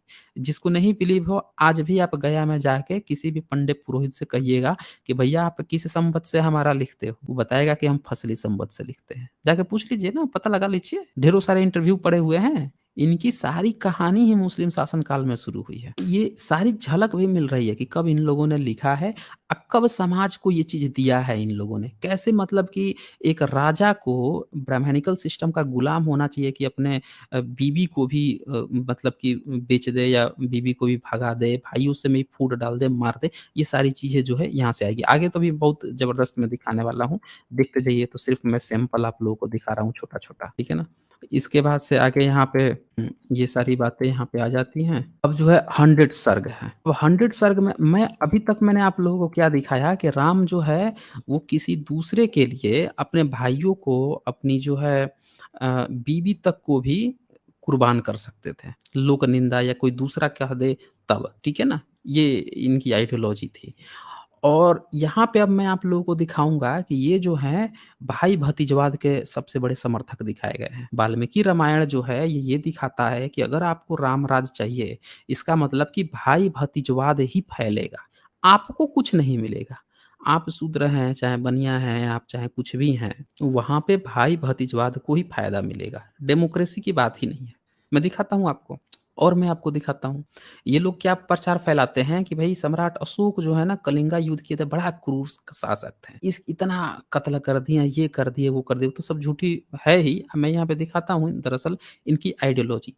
राम का यहाँ पे जो चरित्र प्रस्तुत किया गया है, वो इस तरह से प्रस्तुत किया गया है कि कोई इनके रिश्तेदार या रिलेटिव जो है वो आके या कोई ब्राह्मण जो है आके इनसे भड़का दे कि चलो, चलो उस राज्य पे आक्रमण करो, जीत लो, फ़ायदे में रहोगे। तो वो जाके बंदा वहाँ पे मार काट करके उसको जीत लेता देता था। वहाँ के लोगों को मार काट देता था, खा जाते थे। इनके सैनिक जो है ना वहाँ के जाके वहाँ के सैनिकों को खा जाते थे। इसमें लिखा हुआ है, मैं दिखाता हूँ दोस्तों, ये देखिए, देख लीजिए आप लोग खुद से देख लीजिए क्या करते थे ये लोग। 100वें सर्ग में लिखा है कि कुछ यहाँ पे केकय देश ने ब्रह्मर्षि गार्ग्य का भेंट लेकर आना। केकई देश जो केकई थी ना उसके यहाँ से एक ब्रह्मर्षि है, वो गार्ग्य है, वो भेंट लेके आ रहा है। क्या लेके आ रहा है? और उनके संदेश के अनुसार श्री राम की आज्ञा से कुमारों सहित भरत का गंधर्व देश पर आक्रमण करने के लिए प्रस्थान। अब ये गंधर्व देश आपको पता है क्या है? जो सिंधु घाटी है ना, सिंधु घाटी जो है या सिंधु के जो नदी के दोनों तरफ के जो क्षेत्र हैं, उसी को गंधर्व देश कहा जाता था। उस पर ये आता है, एक केकई देश से एक ब्राह्मण आता है या इनके कान भरता है, ये खुशी-खुशी भेज देते हैं सेना, जाके सब वहाँ पे खूब मार काट-कूट करते हैं, खा जाते हैं, लाश को खा जाते हैं सब और उसको कब्ज़ा कर लेते हैं सब। मतलब ये राम की ये आइडियोलॉजी है। अरे भैया उसने या तो गंधर्वों ने आप पर आके आक्रमण किया होता, कुछ उसने तबाही कुछ नहीं किया। बस ये एक ब्राह्मण सन्देश दिया, सलाह दिया चल दिए ये काट-कूट करने के लिए। हमें बताया जा रहा है कि ये आइडियोलॉजी है हमारी, हम किसी पे आक्रमण ही नहीं करते हैं। अरे आक्रमण न करने वाली जो कहानी है वो किसी और की है, आपकी आइडियोलॉजी ये है। आप लोग बिना गलती के भी आक्रमण करके काट-कूट करते थे, ये देखें। कुछ काल के पश्चात केकय देश के राजा युधाजीत ने अपने पुरोहित अमित तेजस्वी ब्रह्मर्षि गांगर्य को, जो अंगिरा के पुत्र थे, महात्मा श्री रघुनाथ जी के पास भेजा। अब ये जब वहाँ पे जाता है, जाके उनसे बोलता है, राम जो है बड़ा खुश होके सैनिक भेज देते हैं। देखिए क्या लिखा है। ये महाबाहो, आपके मामा नरश्रेष्ठ युधाजित ने जो प्रेम पूर्वक संदेश दिया है, उसे यदि रुचिकर जान पड़े तो सुनिए। अब ये क्या दे रहा है, सुन लीजिए क्या संदेश दे रहा है वो ब्राह्मण इनको। कह रहा है, उन्होंने कहा है कि यह जो फलों मूलों से सुशोभित गंधर्व देश सिंधु नदी के दोनों तटों पर बसा हुआ है, बड़ा सुंदर प्रदेश है। बता रहा है कि बड़ा एक सुंदर प्रदेश है, सिंधु नदी के दोनों तट पे बसा। गलती नहीं बता रहा है कि वो वहाँ पे कुछ गड़बड़ी कर रहे हैं तो इसलिए हमको आक्रमण करके और उनको वो करना चाहिए। नहीं, बोल रहा है बड़ा एक सुंदर प्रदेश है। और सुनिए 11वें नंबर, वीर रघुनंदन गंधर्वराज सैलूस की संतानें 3 करोड़ महाबली गंधर्व, जो युद्ध की कला में कुशल और अस्त्र-शस्त्रों से संपन्न हैं, उस देश की रक्षा करते हैं। बोल रहा है कि वहाँ के मतलब वीर हैं, सब अपने अस्त्र-शस्त्र से रक्षा करते हैं। और देखिए 12 नंबर, 13 नंबर, काकुत्सथ महाबाहो, आप उन गंधर्वों को जीत कर वहाँ सुंदर गंधर्व नगर बसाइए। कह रहा है कि उनको आपको जीत कर गंधर्व नगर बसाइए। अपने लिए उत्तम साधनों से संपन्न 2 नगरों का निर्माण कीजिए। वह देश बड़ा सुंदर है, वहाँ दूसरे किसी की गति नहीं है। आप उसे अपने अधिकार में लेना स्वीकार करें। मैं आपको ऐसी सलाह नहीं देता जो अहितकारक हो। सुन लिया आपने? कह रहा है कि आप इसलिए वहाँ पे आक्रमण करो क्योंकि वो बहुत सुंदर है, आप बड़ा हँसी-खुशी से वहाँ पे रह रहे हैं। ठीक है? गलती कुछ नहीं बताया कि उन्होंने कुछ इनके साथ गड़बड़ किया हो इसलिए आप हमला करके बदला लो, कुछ भी नहीं। वो खुशी हँसी-खुशी रह रहे हैं तो ये आइडियोलॉजी आपने देखा होगा कि जब बाबा साहब ने अपनी एनिहिलेशन ऑफ कास्ट में लिखा है कि जब कोई व्यक्ति जो है शूद्र जो है, जो तीर्थ यात्रा करके आया था, अघी में खा रहा था, तो जितने भी ठाकुर और upper caste, so called upper caste अपने को समझते थे, सब लाठी डंडा लेके मारने लगे कि ये तुम लोग कैसे खुश हो? पूरा आइडियोलॉजी आप मैच कराइए दोस्तों, एक-एक आइडियोलॉजी आपको मैच कर जाएगी। यहाँ पे ये बताया जा रहा है कि अगर दूसरा कोई खुशी से अपने देश में रह रहा है, तो भी आप जाके उस पर आक्रमण करो और उसको छीन लो, कब्ज़ा कर लो। ठीक है ना? ये चीज़ यहाँ पे आइडियोलॉजी बताई जा रही है। और हमें क्या बताया जाता है कि भई सिर्फ़ जो है आज के डेट में मुस्लिम जो है ऐसा काम किए थे। वो आके मंदिर तोड़ दिए, बौद्ध विहार तोड़ दिए, ये कर दिए। दरअसल हम अपनी किताबें नहीं खोलते, किताब हमारी खोलिए ना, हमारी किताब में लिखा हुआ है कि हमारे राम जी जो हैं, भगवान राम जी यही सब करते थे। कोई आके भड़का देता था, दौड़ जाते थे बिना गलती के ही। देखिए, आगे सुनिए, ये देखिए क्या किए हैं इसके बाद से ये। महर्षि और मामा का यह कथन सुनकर श्री रघुनाथ जी को बड़ी प्रसन्नता हुई। उन्होंने बहुत अच्छा कहकर भरत की ओर देखा। बहुत अच्छा कहा, क्या देखा? इसके बाद से ये देखिए 22 नंबर श्लोक, मांसाहारी जंतु और बड़े-बड़े राक्षस युद्ध में रक्तपान की इच्छा से भरत के पीछे-पीछे गए। भरत गया, उसके बाल-बच्चे गए और उनके साथ-साथ राक्षस और रक्तपान। बताइए, भरत, राम का भाई भरत है, गंधर्व प्रदेश पे जा रहा है और उसके साथ बड़े-बड़े राक्षस लेके जा रहा है लड़वाने के लिए। ये रक्तपान पीने के लिए, मतलब सामने वाले को मारेंगे तो उसका खून ही पिएँगे ना। और मांसाहारी जंतु लेके जा रहा है कि सब उसको खाएँगे, हैं? ये सब क्या है दोस्तों? इसी तरह की हमारी आइडियोलॉजी है क्या? 23 नंबर, अत्यंत भयंकर कई हजार मांस-भक्षी भूत समूह गंधर्व पुत्रों का मांस खाने के लिए उस सेना के साथ साथ गए। देखा आपने? ये सब जाके दुश्मनों को मार के या खा जाते थे, ये सब साथ में गए। और ये सिंह, भालू, भास वही सब दिखा रहे हैं, लिखने दीजिए। ये देखिए, मार्ग में 1.5 महीने बिताकर हष्ट-पुष्ट मनुष्यों से भरी हुई वह सेना कुशलपूर्वक केकई देश में जा पहुँची। फिर वो सब मिल-जुल कर उस पर हमला किए, हमला करके जो है कब्ज़ा कर लिए। कब्ज़ा करके पता है क्या हुआ दोस्तों? अभी आप लोगों को एक और मज़ेदार चीज़ दिखाता हूँ यहाँ पे। हाँ, ये देखिए, फिर तो दोनों ओर की सेनाओं में बड़ा भयंकर और रोगटे खड़े करने देने वाला युद्ध छिड़ गया। वह महाभयंकर संग्राम लगातार 7 रात तक चलता रहा, परंतु दोनों में से किसी भी एक पक्ष की विजय नहीं हुई। चारों ओर खून की नदियाँ बह गई, तलवार, शक्ति, धनुष उक्त नदी में विचरने वाले ग्रहों के समान जान पड़ते थे। उनकी धारा में मनुष्यों की लाशें बह जाती थी। तब रामानुज भरत ने कुपित होकर गंधर्वों पर काल देवता अत्यंत भयंकर अस्त्र का जो संवर्त नाम से प्रसिद्ध है प्रयोग कर दिया। तो ये यहाँ पे आप देख पा रहे होंगे दोस्तों कि इतनी जो है हिंसा ये करते थे और ये आपको तुरंत ज्ञान बाँटने लगेंगे सम्राट अशोक के नाम पर कि अरे कलिंग युद्ध कर दिया था, मार दिया था। ये क्या कर रहे हैं? देख लीजिए ना इनके धर्म ग्रंथों में ये। शांति प्रिय लोग हैं ये, सबसे शांति प्रिय लोग हैं। और ये देखिए 8 नंबर, इस प्रकार महात्मा भरत ने क्षण भर में 3 करोड़ गंधर्वों का संहार कर डाला। लीजिए भाई साहब सारे आंकड़े फेल हो गए। 3 करोड़ गंधर्वों को मार डाला। अब बताइए आप कि कोई व्यक्ति जो है लाख मारता है, 1.5 लाख मारता है, इन्होंने 3 करोड़ हत्या कर दी। वो बेचारे हँसी-खुशी रह रहे थे अपने क्षेत्र में जाके 3 करोड़ लोगों की हत्या कर दी, हैं? ऐसा भयंकर युद्ध देवताओं ने कभी नहीं देखा था। पलक झपकते ही ये गंधर्वों का संहार हो गया और ये देखिए केकई कुमार भरत ने उस समय वहाँ 2 समृद्धशाली सुंदर नगर बसाए। अब ये कहानी जो है ये कितनी झूठी है अभी आपको पता चल जाएगा दोस्तों। ये बोल रहा है मनोहर गंधर्व देश में तक्षशिला नामक नगरी बसाकर उसमें उन्होंने तक्षक को राजा बनाया और गंधार देश में पुष्कलावत नगर बसाकर उसका राज्य पुष्कल को सौंप दिया। अब ये तक्षशिला जो है ना ये काफ़ी बाद में नाम आया है दोस्तों। तक्षशिला जो है 7th सेंचुरी के बाद नाम आया है ये। प्राचीन काल में जब 4th 5th सेंचुरी में जब आए थे, फाहियान आए थे, तब उसका नाम तक्षशिला नहीं था दोस्तों। आप पढ़ लीजिए उनके नोट्स पढ़ लीजिए, उन्होंने साफ-साफ उस जगह का नाम लिखा हुआ है लेकिन तक्षशिला नहीं लिखा है। ब्रैकेट में दे के अनुवादकों ने बताया कि भैया इसी इसी जगह को तक्षशिला को ही उन्होंने ये नाम दिया हुआ है। अब ज़रा सोचिए आप लोग कि भाई किस तरह से ये कितना झूठा बोलते हैं और कब इन लोगों ने रामायण लिखी है। हर नगरी को तक्षशिला चूँकि प्रसिद्ध फ़ेमस जगह है, उसको इन लोगों ने देखिए कैसे दिखा दिया कि इन लोगों ने क कब्ज़ा करके इन्होंने ब बनाया था। भरत और उसके पुत्रों ने बनाया था। ये झूठी बातें जो है ये लोग प्रचारित करते हैं दोस्तों। इसका मतलब कि 5th सेंचुरी में जब आए थे फाहियान उसके बाद रामायण उसके भी काफ़ी बाद में रामायण लिखी गई है, तब भी तक्षशिला नाम नहीं आया था। चलें आगे और मैं आप लोगों को दिखाता हूँ।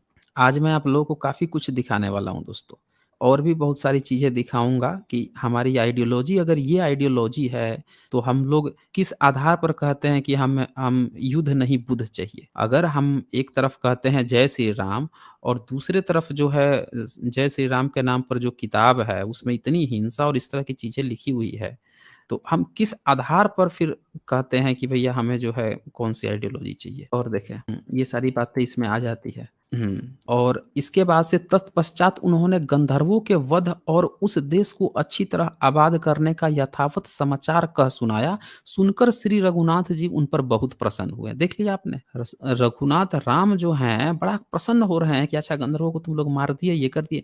मतलब उन बेचारों की क्या गलती है? अपने देश में रह रहे हैं, हँसी-खुशी जैसे भी रह रहे हैं। भई हमारे ही देश में सिंधु नदी के अगल-बगल जब आज़ादी हुआ तब पाकिस्तान बँट गया या बँटवारा हुआ।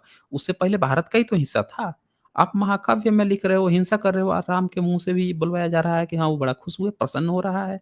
मतलब इनके अंदर मानवता नाम की कोई चीज़ ह्यूमैनिटी नहीं है दोस्तों। ये मैं प्रसंग इसीलिए दिखाया कि जब भी हम किसी को अपना आइडियल बनाते हैं तो उस आइडियोलॉजी में ह्यूमैनिटी भी होनी चाहिए, जो भला दिख रहा हो। ऐसा नहीं हो कि मतलब बेमतलब ही बिना गलती के ही किसी दूसरे पर हमला करे, ये करे, वो करे और उसमें बहुत अच्छा अपना फ़ायदा के लिए। अब ये देखें उसने उस जगह को करके अपने 2 इसके बच्चे थे भारत के, उनको वहाँ पे वो कर दिया वो दिलवा दिया, उन जगहों पे कब्ज़ा करवा दिया। यानी कि डेमोक्रेसी नहीं थी। अरे वहाँ पे किसी और को भी तो दे सकता था। आज अमेरिका जो है कभी तालिबान पर या अफ़गानिस्तान पे हमला करता है, ईरान पे करता है, तो अमेरिका का ही जाके वहाँ प्रेसिडेंट थोड़ी बनाता है। वहीं के लोगों को बनवाया जाता है ना। तो आपको वहाँ के लोगों को देना चाहिए था, नहीं इसने अपने घर के, अपने भाइयों के बच्चों को वहाँ का राजा बनवाया। यानी कि ये लोग डेमोक्रेसी में योग्यता में बिलीव ही नहीं करते हैं, भाई-भतीजवाद। हमारा ही भाई-भतीजे का बेटा-बेटी जो है किसी दूसरे भी देश में जाकर शासन करेगा, वहाँ की चीज़ें सँभालेगा, सब चीज़ हमारे हाथ में। ये आइडियोलॉजी है। यानी कि पूरे पब्लिक को कुछ नहीं मिलने वाला है। सिर्फ़ और सिर्फ़ उन जो राम है, उसकी फैमिली है, उसी के लोगों को सारा अधिकार मिलना है, हायर पोज़ीशन मिलनी है। ये आइडियोलॉजी ये कह रही है दोस्तों। और देखें, इसके बाद से यहाँ पे जो है आप देखें श्री राम की आज्ञा से भरत और लक्ष्मण, कुमार अंगद और चंद्रकेतु को कारोपत देश विभिन्न राज्यों पर। फिर इसके बाद से जो है लक्ष्मण के जो 2 बेटे थे, उनको भी 2 और जगह थे वहाँ पे भिजवा के और उस देश का वो करवा लिया इन लोगों ने। कब्ज़ा करके उनके बेटों को भी वहाँ पे दे दिया है। बिना किसी उसके कि हाँ, पड़ोसी देश दुष्टता कर रहा है, धृष्टता कर रहा है तो चलो आक्रमण करते हैं, सबक सिखाते हैं, कुछ भी नहीं।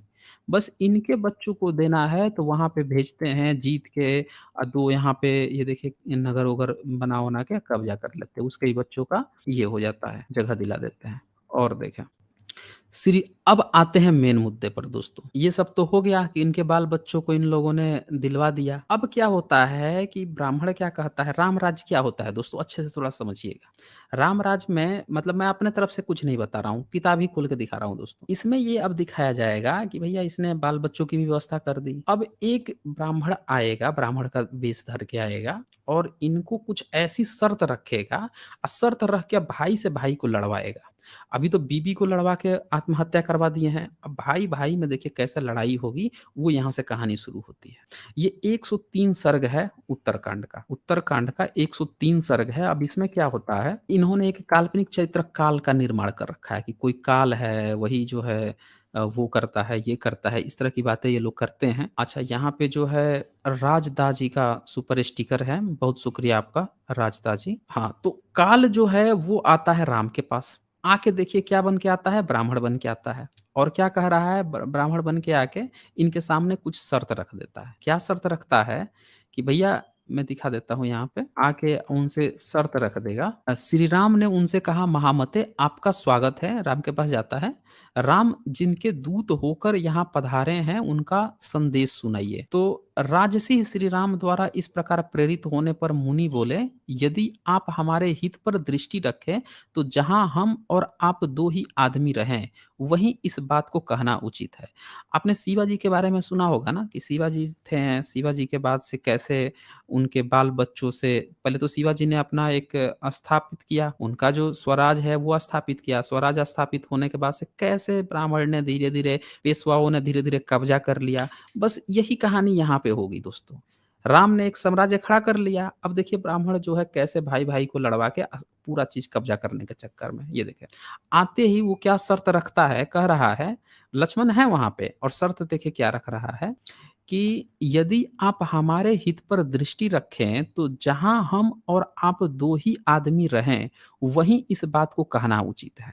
मतलब अब जो व्यक्ति लक्ष्मण जो है, इतना साल तक सेवा करते रहा राम का, जो चौबीसों घंटे बेचारा एक उस पर खड़ा रहता था, एक पैर कहा जाता है कि लेकर जब वनवास गए थे तब गया था, अपनी बीवी तक को छोड़ के गया था। उस बंदे को भी इन्होंने बाहर निकलवा दिया ब्राह्मण। इतना ज़्यादा सिक्योर बात बताने वाला है इनसे, तो उसको भी बाहर निकलवा दिया। फँसाने वाला है, आगे देखिए क्या करता है आगे।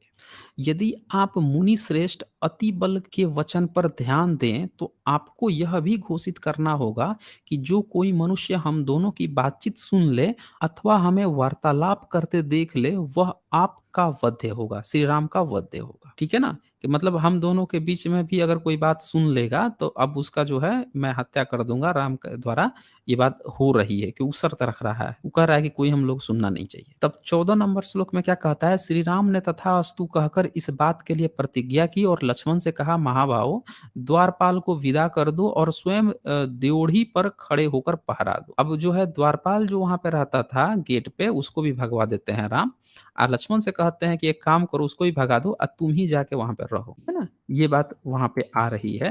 हाँ, ये यहाँ पे था। ठीक है। तो तुम जाकर वहाँ पे पहरा दो। अब क्या होता है कि लक्ष्मण जाके वहाँ पे खड़ा हो जाता है, ठीक है ना? लक्ष्मण जाके खड़ा हो जाता है।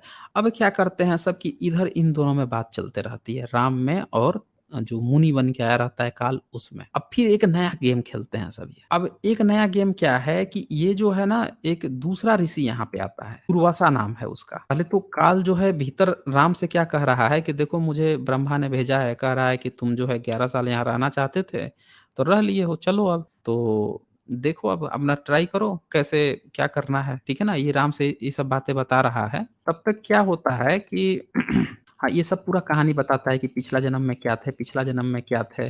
जो बुद्ध की जितनी मूर्तियाँ मिलती हैं ना, सोए हुए, नाभि से निकले हुए फूल, वो सारी पूरा यहाँ से कॉपी की मतलब कि बुद्ध में से कॉपी करके इसमें चेपा गया है, इस पूरे प्रसंग में। पूरा बुद्ध की जो-जो आर्कियोलॉजी आपको देखने को मिलेगी, शिल्प कला, वही उठा के बता देगा कि आप पिछले जन्म में ये थे, ये थे, ये थे, इस तरह से करके यहाँ बताते जाएगा। तो ये सारी पूरी कहानी यहाँ पे चलते रहती है और वो बताता है कि अब आपका समय हो गया है। मैं दिखाता हूँ, अब मैं दिखाता हूँ फिर क्या होता है आगे। हाँ, ये देखिए 105 सर्ग। इसमें क्या है दुर्वासा के श्राप के भय से लक्ष्मण का नियम भंग करके श्री राम के पास इनके आगमन का समाचार देने के लिए जाना, श्री राम का दुर्वासा मुनि को भोजन कराना और उसके चले जाने पर लक्ष्मण के लिए चिंतित होना। अब यहाँ पे क्या होता है कि पहले एक ब्राह्मण भीतर घुसता है, इनको कहता है कि तुम्हारा टाइम हो गया है मरने का। दूसरा ब्राह्मण फिर ऐसा नियम भी डाल देता है कि अगर हम दोनों के बीच में कोई आ जाएगा तो उसको तुमको मारना पड़ेगा, मृत्यु दंड देना पड़ेगा। पहले नियम बाँधता है, लक्ष्मण को गेट पर भगवाता है। अब एक दूसरा ब्राह्मण फिर घुस के आ जाता है, दुर्वासा। और वो क्या कह रहा है कि तुम जल्दी से जाके राम को बुला के लाओ। अब ये लक्ष्मण क्या करेगा? ये चालू देखिए दोनों का चालाकी देखिए कैसे एक फूट डालना है भाई-भाई में। जो ये आइडियोलॉजी है ये पूरा यही बता रही है कि भाई-भाई में कैसे फूट डालना है। तो अब लक्ष्मण से क्या कह रहा है ये कि तुम जल्दी से उसको बुला के लाओ, एकदम काम है। ये कह रहे हैं कि भैया वेट कर लीजिए। कह रहा है कि नहीं-नहीं मैं इतने साल से जो है तपस्या कर रहा हूँ, इतने दिन से भूखा हूँ, अगर अभी तुम नहीं बुला के लाए तो जो है ये हो जाएगा, वो हो जाएगा, लगता है श्राप देके पूरा दुनिया नष्ट कर दूँगा, ये कर दूँगा, वो कर दूँगा। इतने मूर्खतापूर्ण ढंग से इस चीज़ को दिखाया गया है यहाँ पे कि लक्ष्मण क्या करता है, सोचता है अब, ये देखिए ये क्या करता है। मुनि की यह बात सुनकर शत्रु वीरों का संहार करने वाले लक्ष्मण ने उस महात्मा को प्रणाम करके यह बात कही। अब वो जब वो बोल देता है तो लक्ष्मण क्या कहता है उससे कि भाई आपका कौन-सा काम है? क्या प्रयोजन है और आपकी कौन-सी सेवा करूँ? ब्राह्मण इस समय श्री रघुनाथ जी दूसरे कार्य में संलग्न है, अतः 2 घड़ी तक उनकी प्रतीक्षा कीजिए। तो 5 नंबर में क्या कहता है, यह सुनकर मुनि श्रेष्ठ दुर्वासा रोष से तमतमा उठे और लक्ष्मण की ओर इस प्रकार देखने लगे मानो अपनी नेत्राग्नि से उसे भस्म कर डालेंगे। साथ ही उनसे इस प्रकार बोले क्या बोल रहा है कि सुमित्रा कुमार इसी क्षण श्री राम मेरे आगमन की सूचना दो।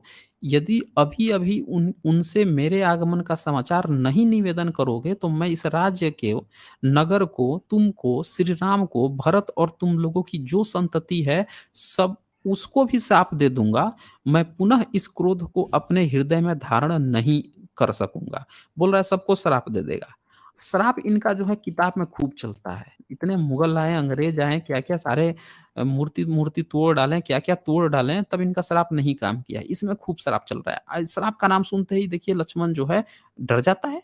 अब हम लोगों की भाषा में कहें तो अब क्या कहिएगा इसको? इतना कोई डरपोक होता है? वो कह दिया कि श्राप दे देंगे या तुम डर गए। और देखिए ये क्या होता है कि डर के फिर क्या करता है, चला जाता है। सोचता है कि यार सबको श्राप दे के मार देगा तो रुको मैं ही अकेले मर जाऊँ, राम के पास चला जाता हूँ। तो अकेले मेरी ही मृत्यु हो यह इच्छा है किंतु सबका विनाश नहीं होना चाहिए। अपनी बुद्धि द्वारा ऐसा निश्चय करके लक्ष्मण ने श्री रघुनाथ जी से दुर्वासा के आगमन का समाचार निवेदन किया। लक्ष्मण की बात सुनकर राजा श्री राम काल को विदा करके तुरंत ही निकले और अत्रिपुत्र दुर्वासा को मिले। फिर मिलते हैं, उसको खाना-पीना खिलाते हैं, भेज देते हैं। जब वो चला जाता है तो अब ये क्या क्या सोच रहे हैं कि यार मैंने तो कहा था कि हम लोगों के बीच में कोई आ जाएगा, लक्ष्मण आ गया है, तब क्या करें लक्ष्मण को कैसे हम मारें इसको? तो यहाँ पे ये चीज़ दिखाया गया है कि राम जो है फ्लेक्सिबल नहीं है, जबकि हमारा कानून फ्लेक्सिबल होता है। हमारे यहाँ जज लोग जो बैठते हैं, जो बहुत सारे रूल्स आते हैं, बहुत सारे आप देखें कि केस पे जो सुनवाई होती है, तो उसमें सब चीज़ देखा जाता है। यहाँ पे क्या है कि वो बोल दिया है तब अपने भाई को मार देगा। ब्राह्मण ने एक शर्त दिलवाया है, अब इसकी हत्या करके ही मानेगा ये। तो देखिए ये क्या करता है, राम क्या करता है अब यहाँ पे कि मीटिंग बुलाता है। राम जो है मीटिंग बुलाता है। इसने बीवी त्याग दिया लेकिन समझ में नहीं आ रही है। भाई को भी जो है कैसे प्रताड़ित कर दें ब्राह्मण के चक्कर में, अब उसके लिए ये दिमाग खुराफात चला रहा है। तो श्री राम के त्याग देने पर लक्ष्मण का सशरीर स्वर्ग गमन, देखा आपने? श्री राम त्याग देता है लक्ष्मण को, पहले बीवी त्यागा था। जिसने राम के लिए जो कुछ किया उसी की सबसे ज़्यादा बैंड बजाई है। सीता बेचारी पत्नी थी, उसकी बैंड बजा दी। लक्ष्मण जो 14 साल तक उसके एक पैर पर खड़ा रहा, उसकी भी बैंड यहाँ पे बजा दी बंदे ने। ये है आइडियोलॉजी दोस्तों। और हमें क्या बताया जा रहा है, बाल-बच्चे जो हैं घूम-घूम के जय श्री राम डाल रहे हैं। वो बेचारे कभी पढ़े हैं, कभी वाल्मीकि रामायण कभी खुल के पढ़े हैं? नहीं पढ़े होंगे कि भैया जिसको आइडियोलॉजी बना के अरे कौन से मुँह से आप जय श्री राम कह रहे हो, जो अपने अपना पत्नी का हुआ ना, किसका हुआ वो? ब्राह्मण का? हैं? पूरा उसका खानदान साफ करवा देते हैं सब उससे। ये देखिए, आगे देखिए। शंबुक की हत्या करवाए थे, ना शूद्रों का भी नहीं हुआ, हैं? शूद्रों का भी नहीं हुआ, भाई का नहीं हुआ, बीबी का नहीं, किसी का नहीं होगा। अभी देखिए क्या होता है। श्री राम जी ने राहुग्रस्त चंद्रमा के समान दीन हो गए थे, सिर झुकाए खेद करते हुए लक्ष्मण से बड़े मधुर और हर्ष वाणी में बोले, ये सारा बुला-वुला के और जो है फाइनली उसको त्याग देता है, ठीक है ना? यहाँ पे देखिए काल बड़ा प्रबल है, तुम लक्ष्मण का परित्याग कर दो, प्रतिज्ञा झूठी ना करो। ये देखिए, ये क्या करता है ना, उसको बुलाता है, एक फिर पुरोहित को बुलाता है, ब्राह्मण को बुलाता है और ब्राह्मण जो है राम को फिर से क्या सलाह दे रहा है, देख लीजिए। ये मैंने बोला ना कि ये सारे ब्राह्मणों की चाल थी। एक ब्राह्मण पहले घुस के बोल दिया, दूसरा ब्राह्मण जाके फिर उसी में पेंच दिया। इनको दिखाया गया है कि क्षत्रिय बड़े भोले-भाले होते हैं, इनका जैसे चाहो वैसे इस्तेमाल कर लो। और उसके बाद राज्य हड़पना है ना, मैंने क्या कहा शिवाजी का नाम लिया, कि शिवाजी को आप इससे जोड़कर देख सकते हैं कि कैसे उनका 2-3 पीढ़ी में ही उनका राज्य जो है स्लाइटली शिफ्ट करके इन लोगों ने कब्ज़ा कर लिया था। और यहाँ पे जो राम की छवि दिखाई जा रही है, वहाँ पे भी यही चीज़ हो रही है। उसको शूद्रों को भी मरवाया गया, ना शूद्र के रहें ना अपने बीवी के रहें, ना भाई के रहें, किसी के भी नहीं रहें। जो इस आइडियोलॉजी में फँसेगा उसका यही हाल होता है दोस्तों। असल बात यही है। अब देखें, तो दूसरा ब्राह्मण जो है वो क्या कह रहा है, ये देखिए ये तपोबल से देख रहा है, ये 8 नंबर श्लोक देखें। महाबाहो यशस्वी श्री राम, इस समय जो रोंगटे खड़े कर देने वाला विकट विनाश आने वाला है, मतलब तुम्हारे साथ बहुत से प्राणियों का जो साकेत गमन होने वाला है। देखिए ये क्या बोल रहा है, साकेत गमन होने वाला है। ये रामायण जब लिख रहे थे तब ये नहीं जानते थे कि साकेत इसका पुराना नाम हो सकता है। ये सब सोचते थे कि साकेत नाम का कोई धाम होगा, क्योंकि बौद्ध मार्ग में अलग-अलग धाम हुआ करते थे। साकेत धाम था, जो श्रावस्ती है वो धाम था, इनके जितने भी धाम थे वो धाम होते थे। ये सब सोच रहे हैं कि साकेत कोई दूसरा रहा होगा, कोई धाम रहा होगा। कॉपी पेस्ट मारे हैं, अक्ल बुद्धि नहीं है। तब तक अयोध्या नाम हो चुका था वहाँ का, तो अयोध्या समझते थे। अब मरने के बाद सोचते थे कि लोग साकेत जाते हैं। तो ये देखें, तो साकेत गमन होने वाला है और लक्ष्मण के साथ जो वियोग हो रहा है, यह सब मैं अपने तपोबल द्वारा पहले ही देख लिया। देखा आपने? एक दूसरा ब्राह्मण दे रहा है कि नहीं उसको तो मरना तय है, मैं तो देख लिया हूँ तपोबल से। अब काल बड़ा प्रबल है, तुम लक्ष्मण का परित्याग कर दो, प्रतिज्ञा झूठी ना करो, क्योंकि प्रतिज्ञा के नष्ट होने पर धर्म का लोप हो जाए। बोल रहे प्रतिज्ञा झूठी मत करो, अब मार दो तुम अपने भाई को। अपना भाई को तुम त्याग दो, हटा दो, सिखा रहे हैं सब। 3 ब्राह्मण मिलके भाई से भाई का गेम बजवा दिए। यही तो होता है समाज में दोस्तों। पूरा बहुजन समाज आज क्यों बँटा हुआ है? भाई-भाई के ही खिलाफ खड़ा क्यों है? इतनी सारी पार्टियाँ बना के, इतने सारे संगठन बना के क्यों बिखरे पड़े हुए हैं? सब में ब्राह्मण होगा, कहीं न कहीं ज़रूर होगा, ज्ञान दे रहा होगा वो। चलिए खैर आते हैं मुद्दे पर आते हैं। वो हमारा मुद्दा भी नहीं है, वो पॉलिटिकल मैटर है। तो काल बड़ा प्रबल है, तुम लक्ष्मण का परित्याग कर दो, प्रतिज्ञा झूठी ना करो, क्योंकि प्रतिज्ञा के नष्ट होने पर धर्म का लोप हो जाएगा। अब 10 नंबर, धर्म का लोप होने पर चराचर प्राणियों, देवताओं तथा ऋषियों सहित सारी त्रिलोकियाँ नष्ट हो जाएँगी, इसमें संशय नहीं है। पूरा चढ़ा रहा है, ये हो जाएगा, वो हो जाएगा भैया, अब एक ही चीज़ बचा है कि तुम अपना भाई को त्याग दो। अतः पुरुष सिंह तुम त्रिभुवन की रक्षा पर दृष्टि रखते हुए लक्ष्मण का त्याग दो। जिसको सलाह लेने के लिए बुलाया, वो सब भी मिले हुए हैं, बोल रहे हैं कि तुम त्याग दो, लक्ष्मण को त्याग दो।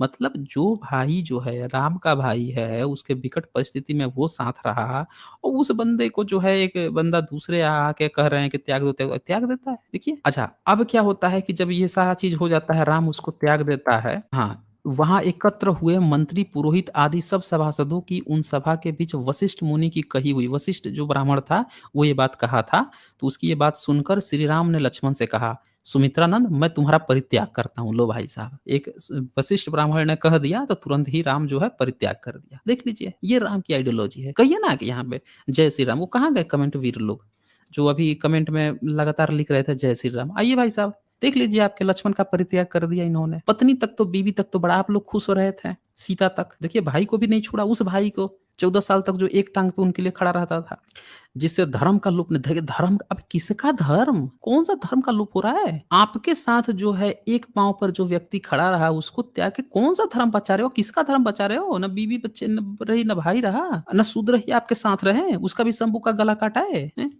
साधु पुरुषों का त्याग किया जाए अथवा वध दोनों समान ही है। मतलब बोल रहा है कि मैं त्याग इसलिए कर रहा हूँ या तुम्हारा वध भी कर दूँ, दोनों एक ही समान होता है।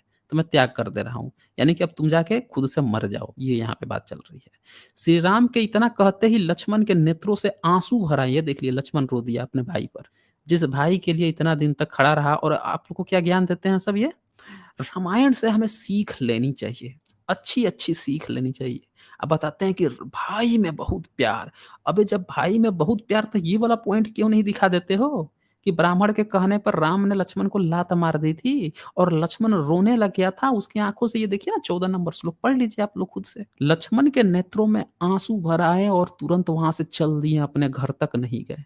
अब आज के बाद से कोई ब्राह्मण आपसे ये बात कह दे ना कि रामायण से हमें सीख मिलती है कि भाई में अटूट प्रेम होना चाहिए, उठा के दिखा दीजिएगा इस श्लोक को।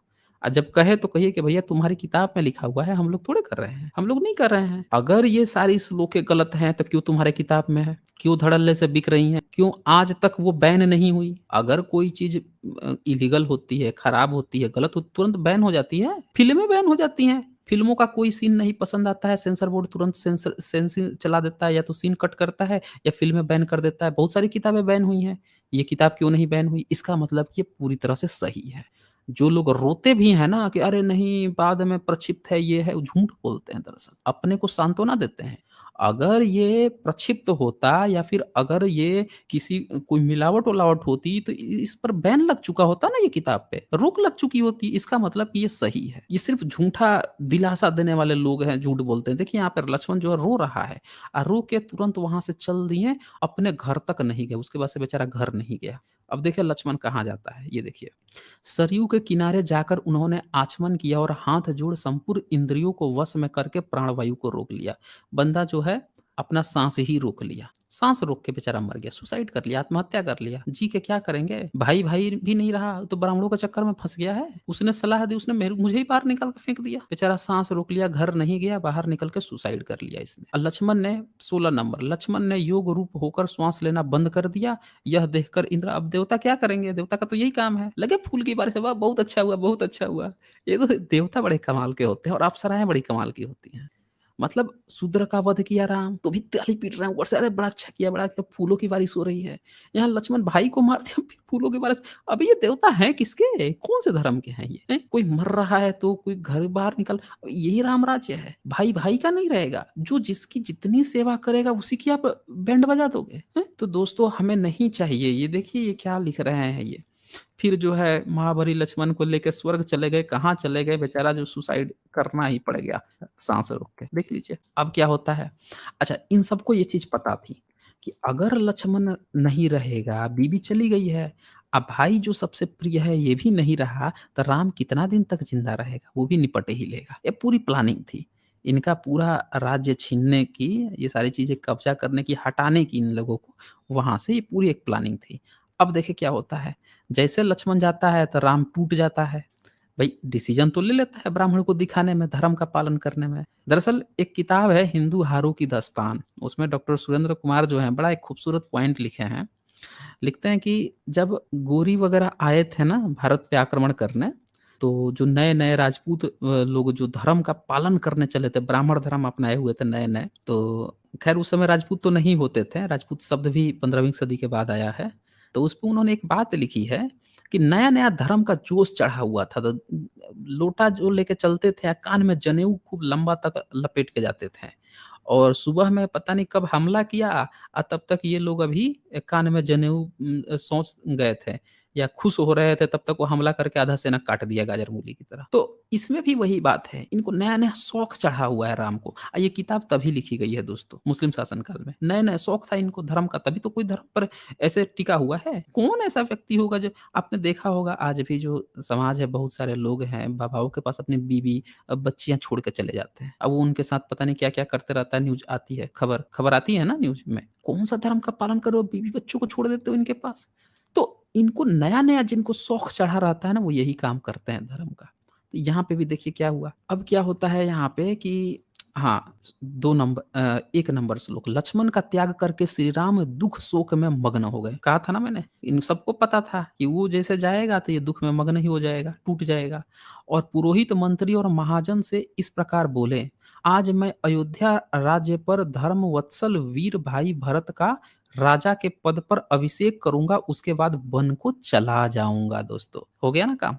एक भाई को एक भाई से मरवा दिए, बीवी को मरवा के खत्म कर दिए और उसके बाद से जो है भाई जब चला गया तो दूसरा भी जो उसको हटाया है, मारा है, सुसाइड किया है, तो ये भी अब कहाँ बचेगा? ये भी चला जाएगा वन को। हो गया काम? तो अब क्या होता है कि राम यहाँ बोलते हैं मैं वन को चला जाऊँगा। पहले ये क्या डिसाइड कर रहा है कि वन में जाएगा। आगे क्या होता है, शीघ्र ही सब सामग्री जुटाकर ले आओ और अधिक समय नहीं बीतना चाहिए। मैं आज ही लक्ष्मण के पथ का अनुसरण करूँगा। ये भी सुसाइड की सोच रहा है। लक्ष्मण ने सुसाइड किया था, रो रहा था, अपना नाक प्राणवायु बंद कर लिया था। अभी बोल रहा है मैं भी उसी का पाथ करूँगा, यानी मैं भी सुसाइड करूँगा, आत्महत्या करूँगा। अब बताइए राम राज है, इतनी अच्छी है, लोग अपनी जान लेने को उतावले हैं। मृत्यु कैसे होती है? जब आप बूढ़े हो गए, बीमार पड़ गए और मर गए। यहाँ पे क्या हो रहा है कि लोग खुद से ही अपनी साँस रोक ले रहे हैं। पता है क्यों दोस्तों? मैं बताता हूँ। आत्महत्या करने की परंपरा भी इन लोगों ने कॉपी की है दरअसल। दरअसल रामायण इनका है ही नहीं, इन्होंने पूरा कॉपी किया है। जातक कथाओं से बौद्ध होके तो लिया ही लिया, फिर जैनियों की जो परंपरा थी ना जैन रामायण की, उसमें से भी कॉपी किया इनने। और जैनी लोग जो होते हैं, वो क्या करते हैं कि जब मृत्यु होती है, तो वो खुद से ही मृत्यु को प्राप्त होते हैं। बैठे रहेंगे, अपनी साँस रोक लेंगे, अपनी जो है जिसको कहते हैं कि ये लोग बैठे-बैठे समाधि ले लिए हैं, जिसको जनरली हम लोग कहते हैं कि आत्महत्या कर लिए, खुद से आत्महत्या कर लिए, प्राण त्याग दिए। वो चीज़ वहीं से कॉपी की गई है इसमें। जैन रामायण, जो लास्ट वाला ये सब पोर्शन है, ये सारे के सारे जो हैं सुसाइड कर रहे हैं। भई यहाँ पे अग्नि में जलाने का कहीं वर्णन आ रहा है, दफनाने का वर्णन आ रहा है। बताते हैं लोग कि भई हमारे वेद में अभी सिनौली मिला था तो लगे सब कूदने की, हमारे यहाँ जो है दफनाया जाता था। तो भैया यहाँ कहाँ दफनाने की बात आ रही है? यहाँ पे कहीं दफनाने की बात आई? हैं? सुसाइड, आत्महत्या करने की बात आ रही है दोस्तों। जलाने की भी बात नहीं आ रही है। जलाने वाली भी परंपरा इन लोगों ने बुद्ध मार्ग से चोरी की है। बुद्ध को जलाया गया था, उनकी अस्थि को बाद में इन लोगों ने कर लिया। सारे अपने को जो हिंदू कहते हैं या वो कहते हैं ब्राह्मण कहते हैं, अब देखिए इस सब का लाश को क्यों जलाते हैं? क्यों लाश को ये लोग जलाते हैं? क्योंकि लाश जलाने की परंपरा जो है बुद्ध मार्ग से कॉपी की गई है दोस्तों। तो मैं आज ही लक्ष्मण के पथ का अनुसरण करूँगा। श्री रामचंद्र जी ने यह बात सुनकर प्रजा वर्ग के सभी लोग धरती पर माथा टेक कर पड़ गए और प्राणहीन से हो गए। ये सारी चीज़ें हो गई। अब सब के सब यहाँ बैठ के पड़ गए कि अब क्या होगा, अब क्या होगा? भई ये तो सुसाइड करने जा रहे हैं, सुसाइड। अब सब जो है इनके पीछे चल दिए। अब क्या होता है कि इनका भाई जो है भरत है, इनका भाई जो है शत्रुघ्न है, वो सब भी आ गए कि लक्ष्मण तो सुसाइड कर लिया, चलो हम लोग भी सुसाइड कर लेते हैं। और फिर जो है ये क्या करते हैं कि देखिए यहाँ पे फिर से आया है कि ये सब अपने बाल-बच्चों को, तो पुत्रों को चीज़ें जो हैं बाँट-बाँट कर यहाँ पे आ गए और सब इनके पीछे आ गए, पूरी सेना आ गई यहाँ पे। यहाँ पे एक जगह आता है कि भई हनुमान और विभीषण को ये बोलते हैं कि भाई तुम दोनों जो है ना, तुम दोनों जब तक दुनिया है सृष्टि तब तक तुम लोग अमर रहोगे। इसमें एक जगह लिखा हुआ है, इसी में कहीं लिखा हुआ है, अभी दिखाता हूँ मैं। तो उन दोनों को जो है छोड़कर अब बाकी सब जो हैं इनके साथ चलते हैं। हाँ, ये महाबली सुग्रीव भी वीर, ये यहाँ पे आ गया।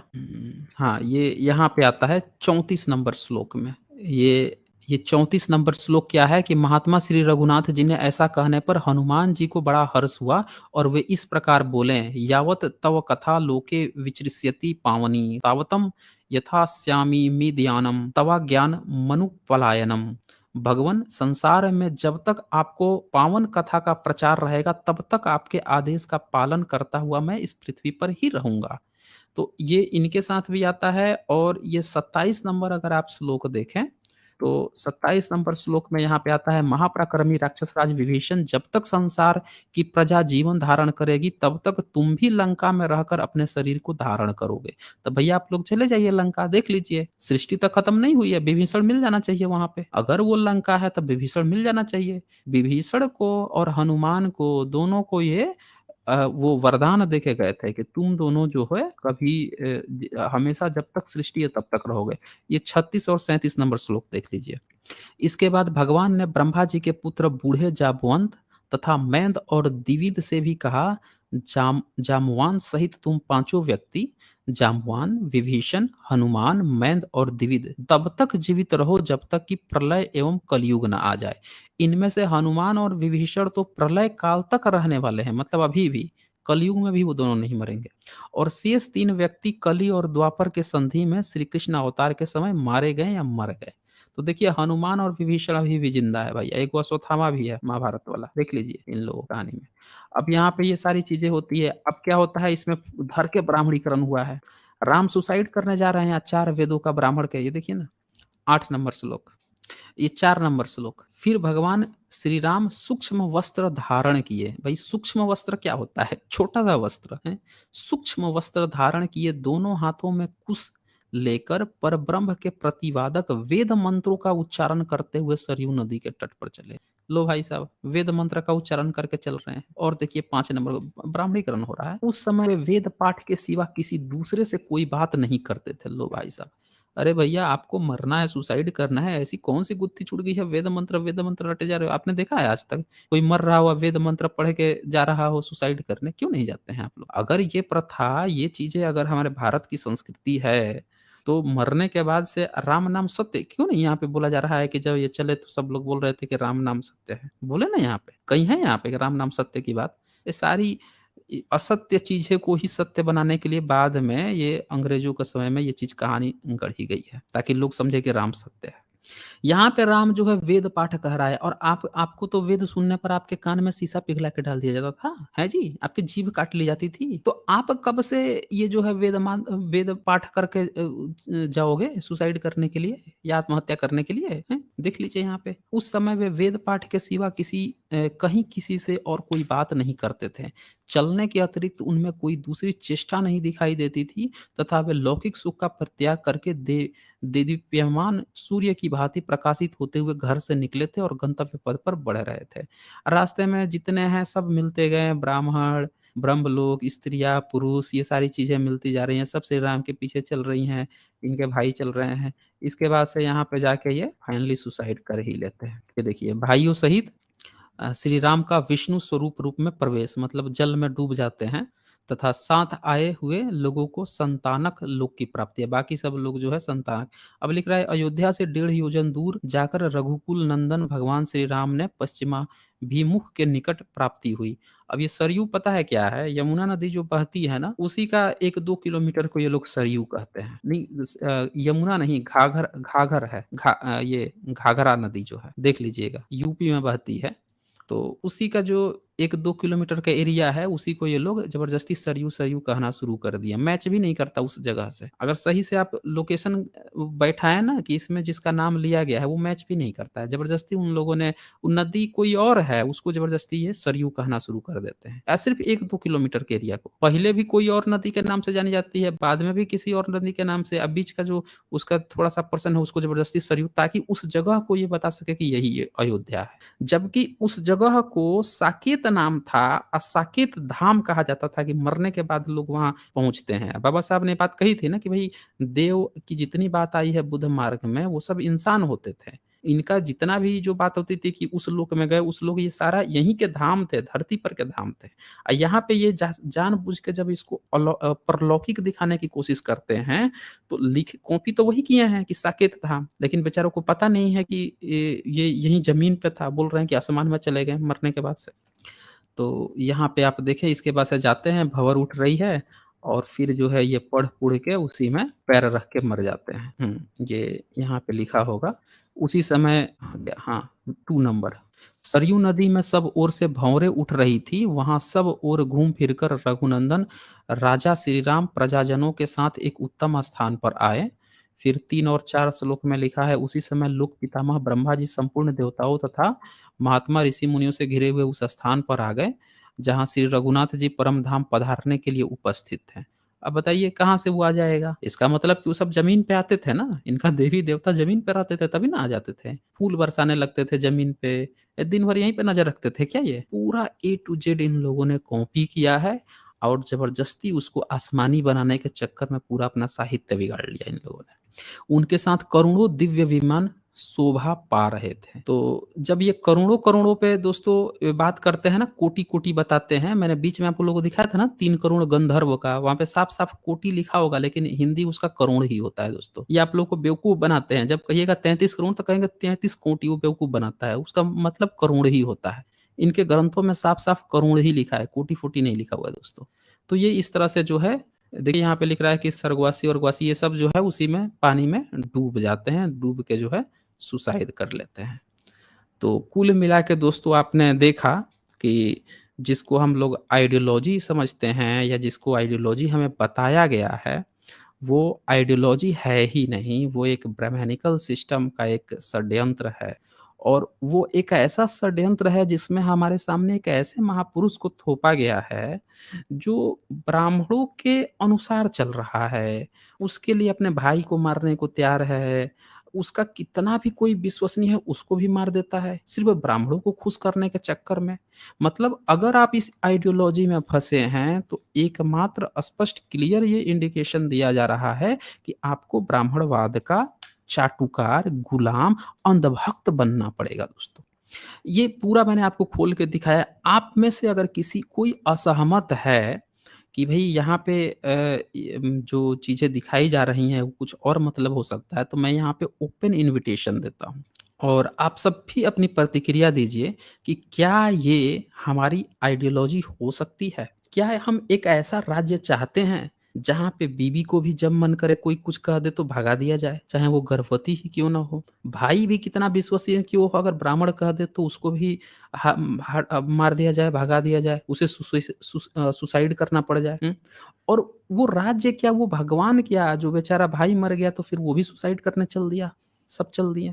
डेमोक्रेसी की कहीं बात नहीं कि राम ने जो है किसी जो आम जनता है उसको उठाकर हक दिया हो, नारियों के लिए कुछ किया हो। उल्टे वो एक ऐसा पक्ष प्रस्तुत कर रहा है कि नारियों की स्थिति भी और दयनीय कर दो, ठीक है ना? अपनी बीवी का स्थिति गिरा के वो समाज को ऐसा दे रहे हैं कि तुमको भी अपनी-अपनी बीवियों के साथ ऐसा बर्ताव करना चाहिए। ये आइडियोलॉजी हम लोग की हो सकती है? अगर हो सकती है, तो दोस्तों आकर ज़रूर यहाँ पे बताएँ।